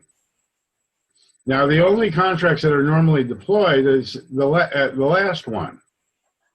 This other contract is just here to define all the symbols and methods and everything that are associated with that contract that I'm including. In order for me to specify a Mini-Me token here as a variable here for the, associated with the contract. So you're importing a type definition for the token variable? Yeah, I'm importing the whole contract, Mini-Me token, which has interfaces, it has controllers, it has all kinds of stuff in it. Oh, okay. So I can reference stuff in that contract. That's it. So this is the whole contract, like it's not just a type definition. Right, except that the only thing that's going to be deployed here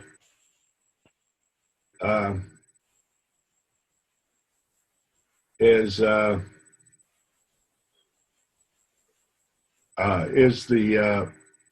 You spelled public wrong. the donate contract. Okay, so that's all I'm deploying is the donate contract. Okay. Okay, and let's see, this is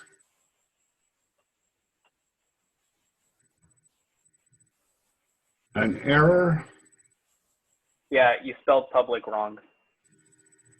So it doesn't recognize it as a keyword. Okay. Now I spelled it right and it compiled. Okay, I made that public so that we could look at the token. That's an interesting issue.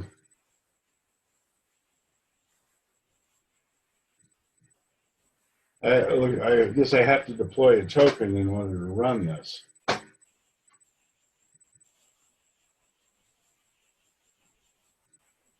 Let's see. Well, Brent had to leave, unfortunately. He has a mini-me token deployed, which we could supply here on testnet. I have a mini-me token on LiveNet. Now, what this would allow me to do would be to buy the tokens. Okay. So is Mini-Me like a platform for creating like tokens? Yeah, it's a framework for tokens that essentially is a giveth a development. Jordi Bellini developed the Mini-Me token as part of the Giveth project, but Okay. it has applications, well beyond. Okay, a standard Ethereum token has an ERC20 interface. Okay. Yeah, I just started taking a look at the ERC20 specification yesterday, so I'm not entirely sure what that entails. Okay, well, here's the in the Mini-Me token. Here's the ERC20 methods, which include transfer from,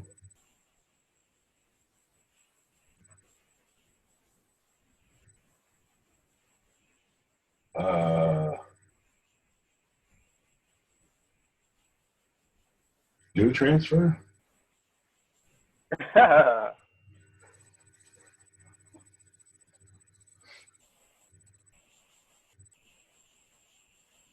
Okay, this is an internal function that he has here. I don't know what that is.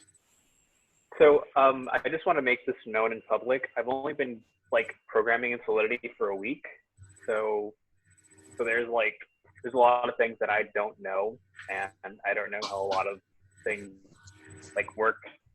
So, and also there's a lot of syntax that I don't understand yet. So just putting that out there. Yeah, unfortunately, we're all in that same boat. Oh, okay. Well, that makes me feel even better. Great. I mean, I come, from a 50-year background in, software development.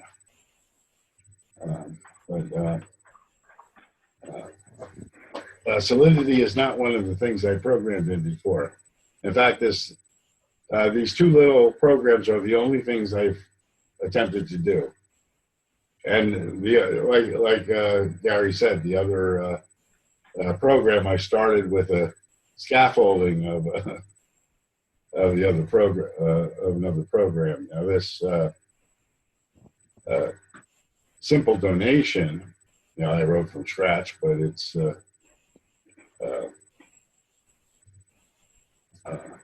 not much to it. Okay, the thing is, if they pass us any Ethereum, long as they pass this Ethereum, then we do a transfer from the owner, which is the contract deployer, to the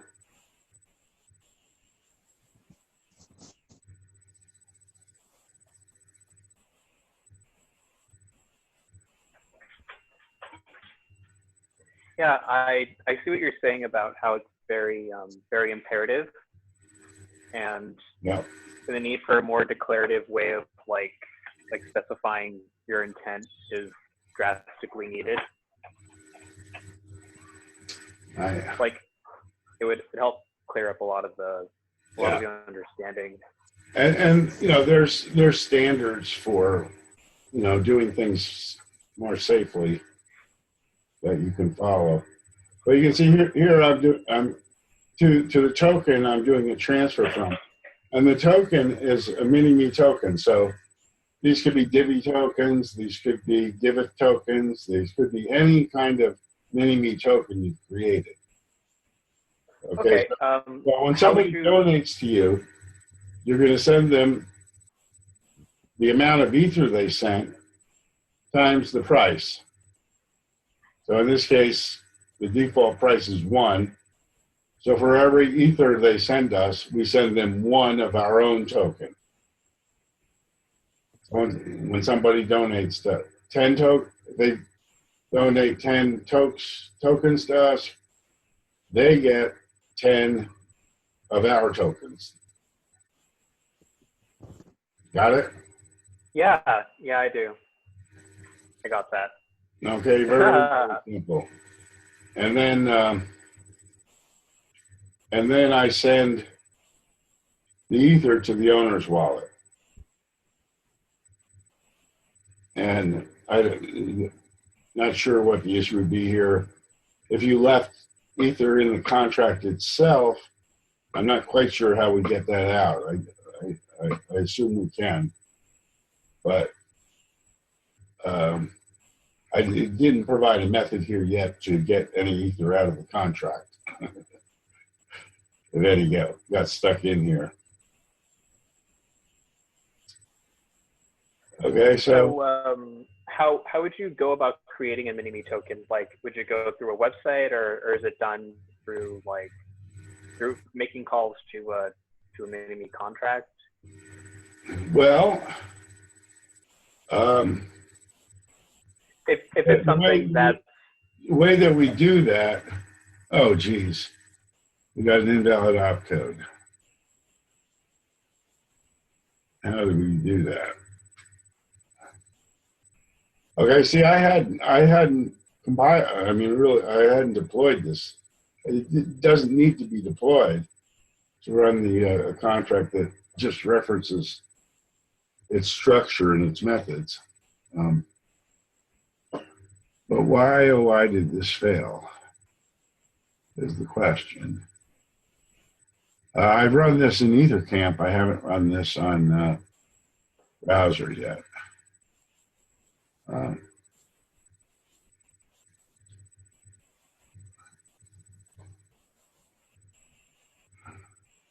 Typically, like runoff from another error in another contract. I don't know. Like, I'm just not sure about anything. So I'm just like, if that might be the case, then might as well mention it. Okay, this is the solve. I don't mini token. Okay, this has got several contracts here.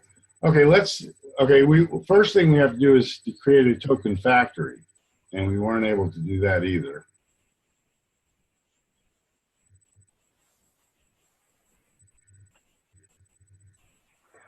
Oh, so is it the token factory that's in charge of creating new tokens, new mini-me tokens? Right. Well, we can't compile that either. Help. Well, we could go to EtherCamp.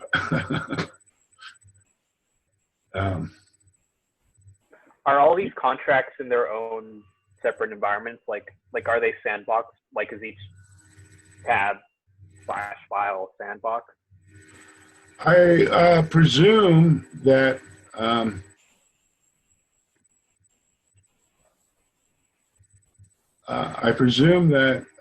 there are that my execution environment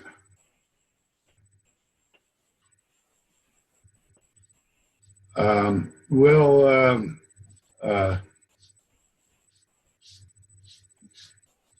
be maintained as long as I have the browser window open. So anything that I do on it should be good. Now, what I'm missing here is where the history is.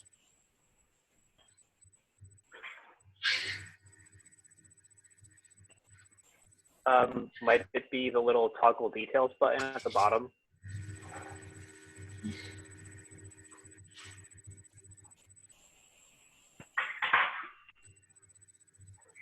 Nah, that's just gonna. Oh, I see.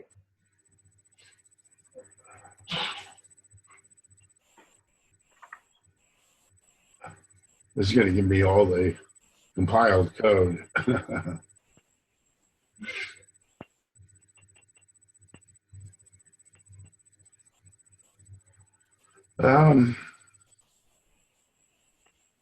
Okay, for example, in the membership identity contract here, I deployed several versions.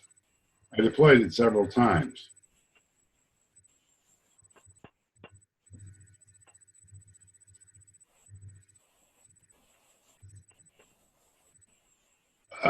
Now, it may be when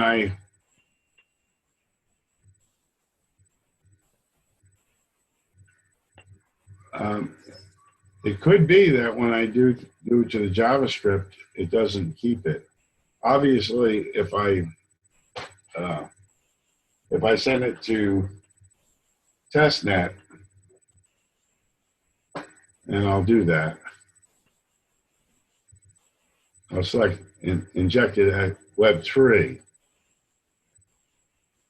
Okay, and now I'll deploy the contract there. And now it says waiting for transaction to be mined. I have to get off of what? How do I get off of this?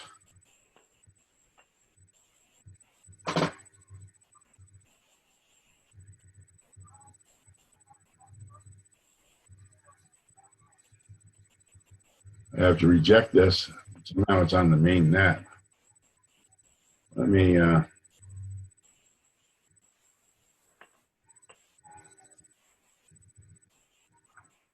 okay, so before I do anything, I have to select the network. Once I do, so if I do Robson test network here, that puts me on testnet. Now everything I do is permanent. And we got an error here because I canceled the transaction. Now when I create it, uh-oh.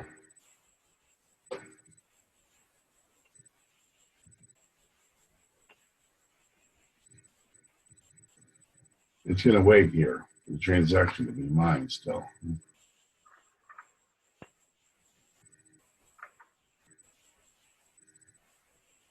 What is it doing?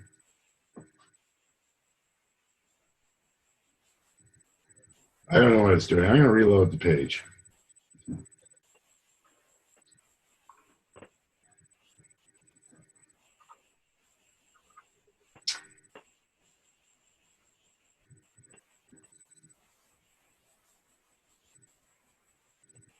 Now I'm going to create. Waiting for transition to be mined.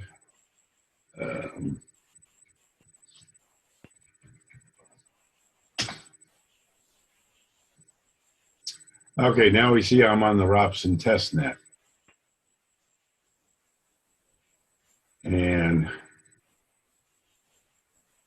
good.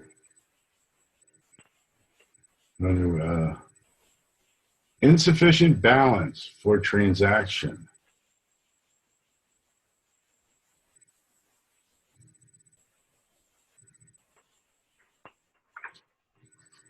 Okay, so I'm going to hit the buy ether button.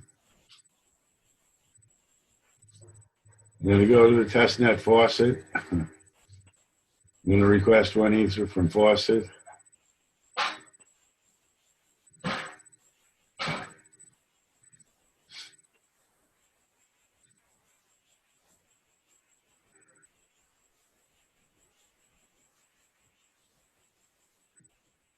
I think I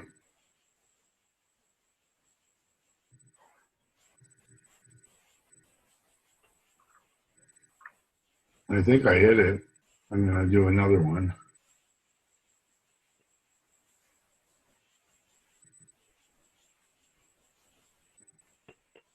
And I have, oh, there's one little message up here.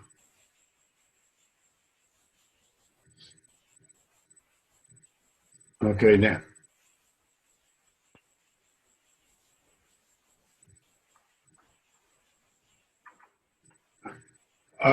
That's probably, I probably have plenty of test ether in a different account.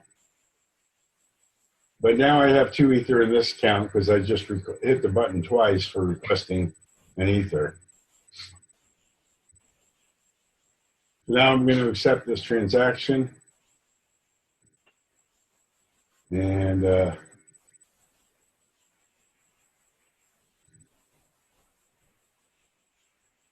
contracts published.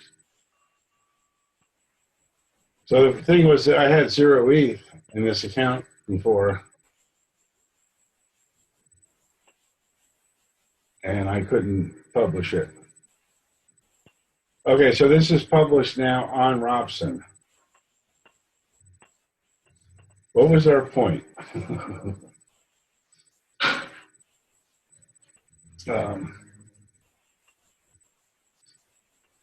I guess the point was that if we want to have a persistent environment in the back end, we use the testnet. And this contract address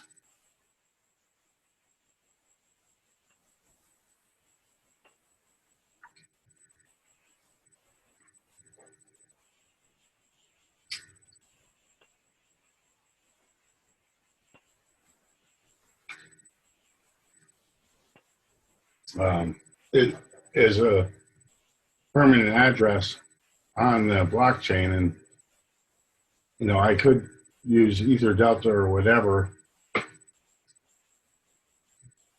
to look at that. Contract published here. Let's see an Ether scan. I have this contract, and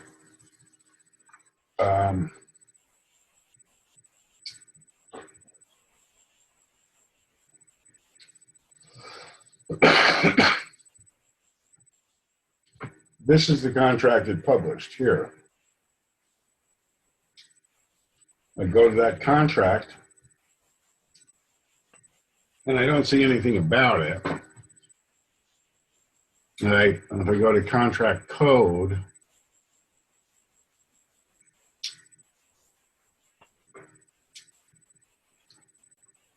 and I can see there's no source here or anything. So it says, are you the contract creator? Verify and publish. So I'm going to go to verify and publish. Whoops. Etherscan is currently under mattress. Can you please come back later? How do you like that? Well, what this would do, I would copy and paste the code in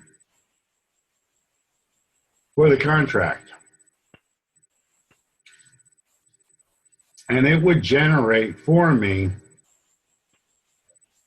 the the contract ABI, which is the interface in JSON for the contract. Are you familiar with that at all? And I'm sorry, could you repeat that? if I pasted the code for the contract in here, it would show under here both the contract and the ABI, which is the JSON interface for the contract. Are you familiar with that? Are you asking if I'm familiar with what an ABI is, or like how it relates to? So I'm not. I'm actually kind of fuzzy on the whole application binary interface thing. Like I don't completely understand how all that stuff links together. Like, so I'm not entirely sure why I need to like copy and paste the ABI into a GUI, for instance, to get the contract. Well, okay.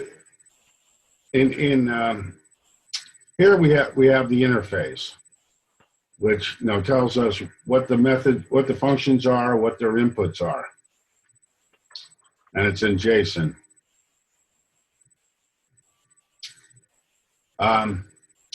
When we go to something like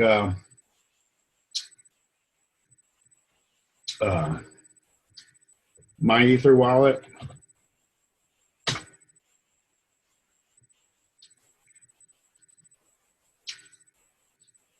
okay, and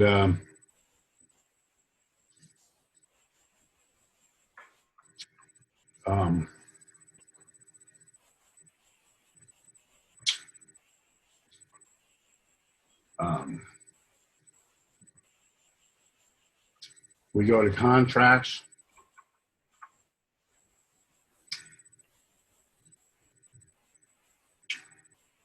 Okay, and I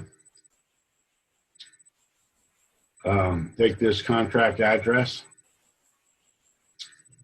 Now notice here I'm on Robson. I'm on the right network. Put the contract address in here. Okay, but when I go to access it, it says, please enter valid ABI. So I go back here to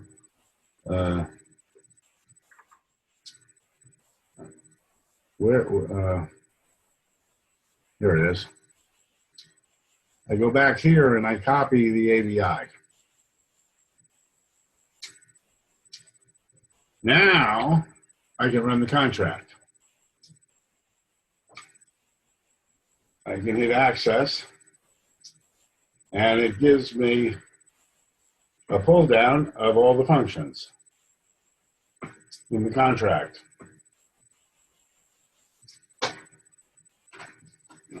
And so if this was live, it will be on the live net. In this case, it's temporary.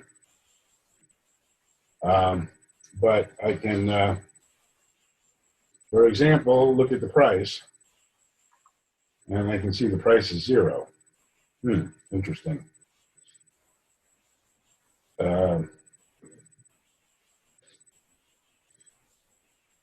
I can do the set price, and I can put in a big number.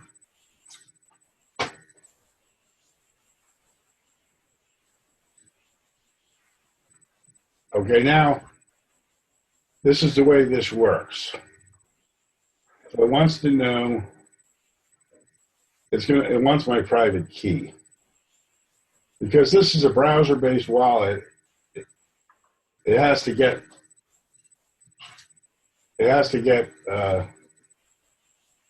private key, basically for every operation it does.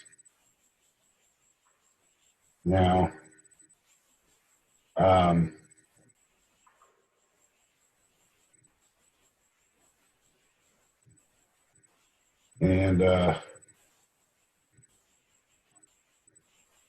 if I go back to MetaMask here,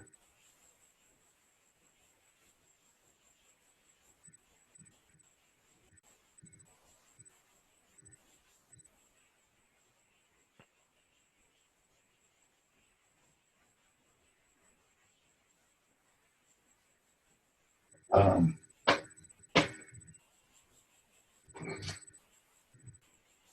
okay, well, this,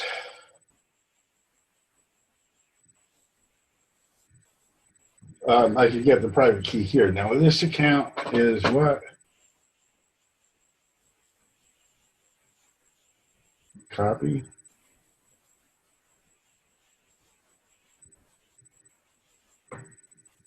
Let me just stick this up here for now. This is DB30 account.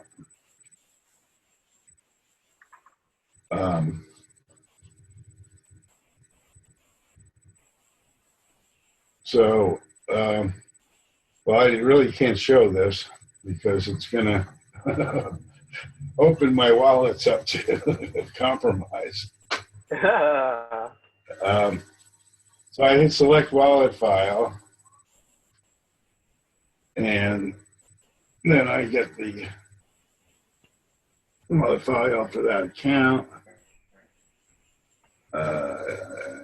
I think it's this one. Is it this one? DB30. Open.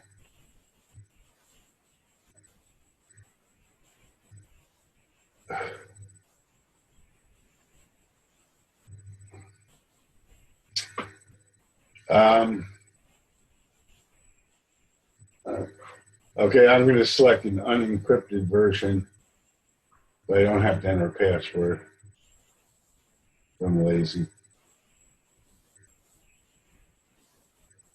Okay, and I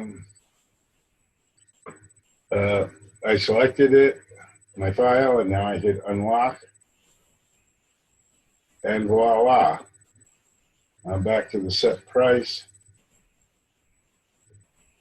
And I do a write. And this is the amount of ether to send and the gas limit. I probably have to set a gas limit. Generate transaction. Invalid gas limit. Shouldn't use a lot of gas. Generate transaction. Boom. Okay, so this generates a transaction. It signs the transaction. And now I can make the transaction.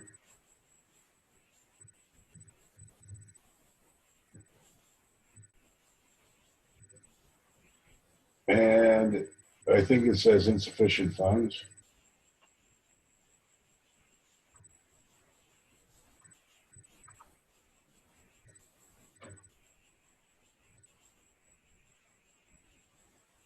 $300,000.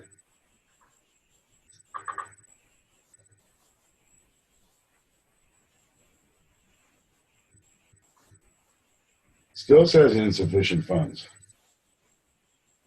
What is this?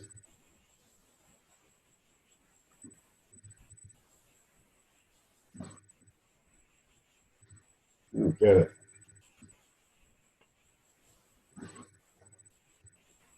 Let me get rid of that error and make sure. I have 300,000. So I'm going to put the 3 million gas limit.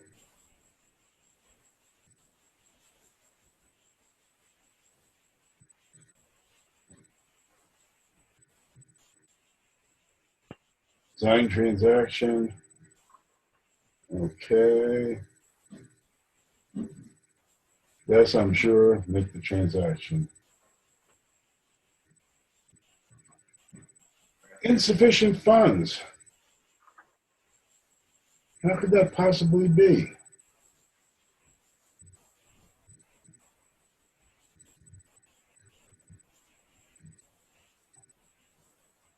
Yes, first price. Yes, times price equals value.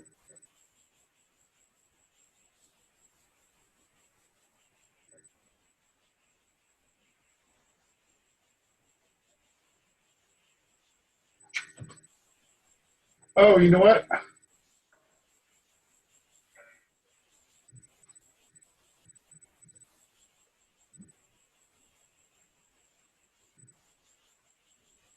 I think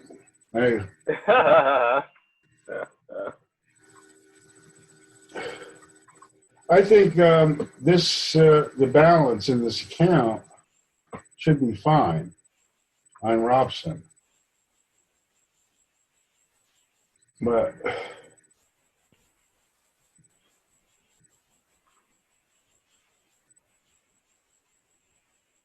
um,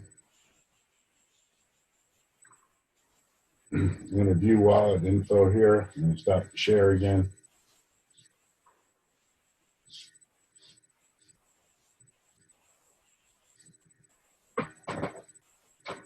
PD30.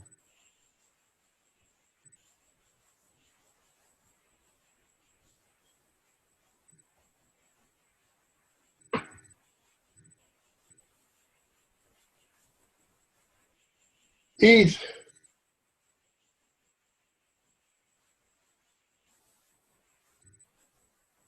Okay.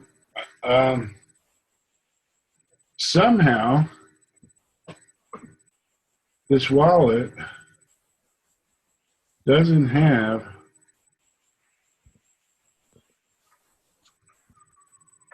any ETH.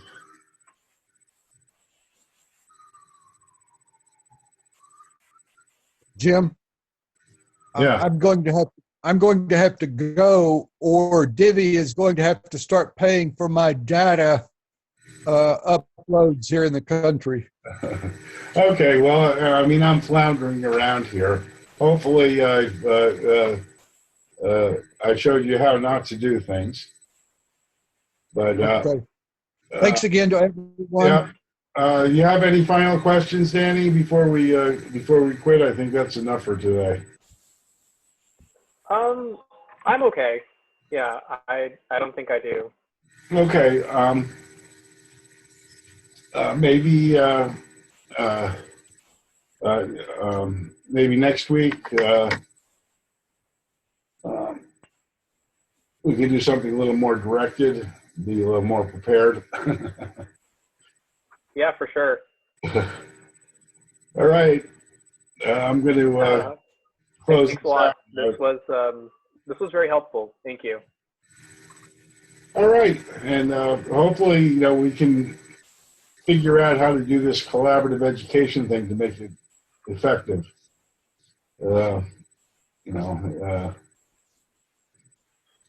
Thanks for coming.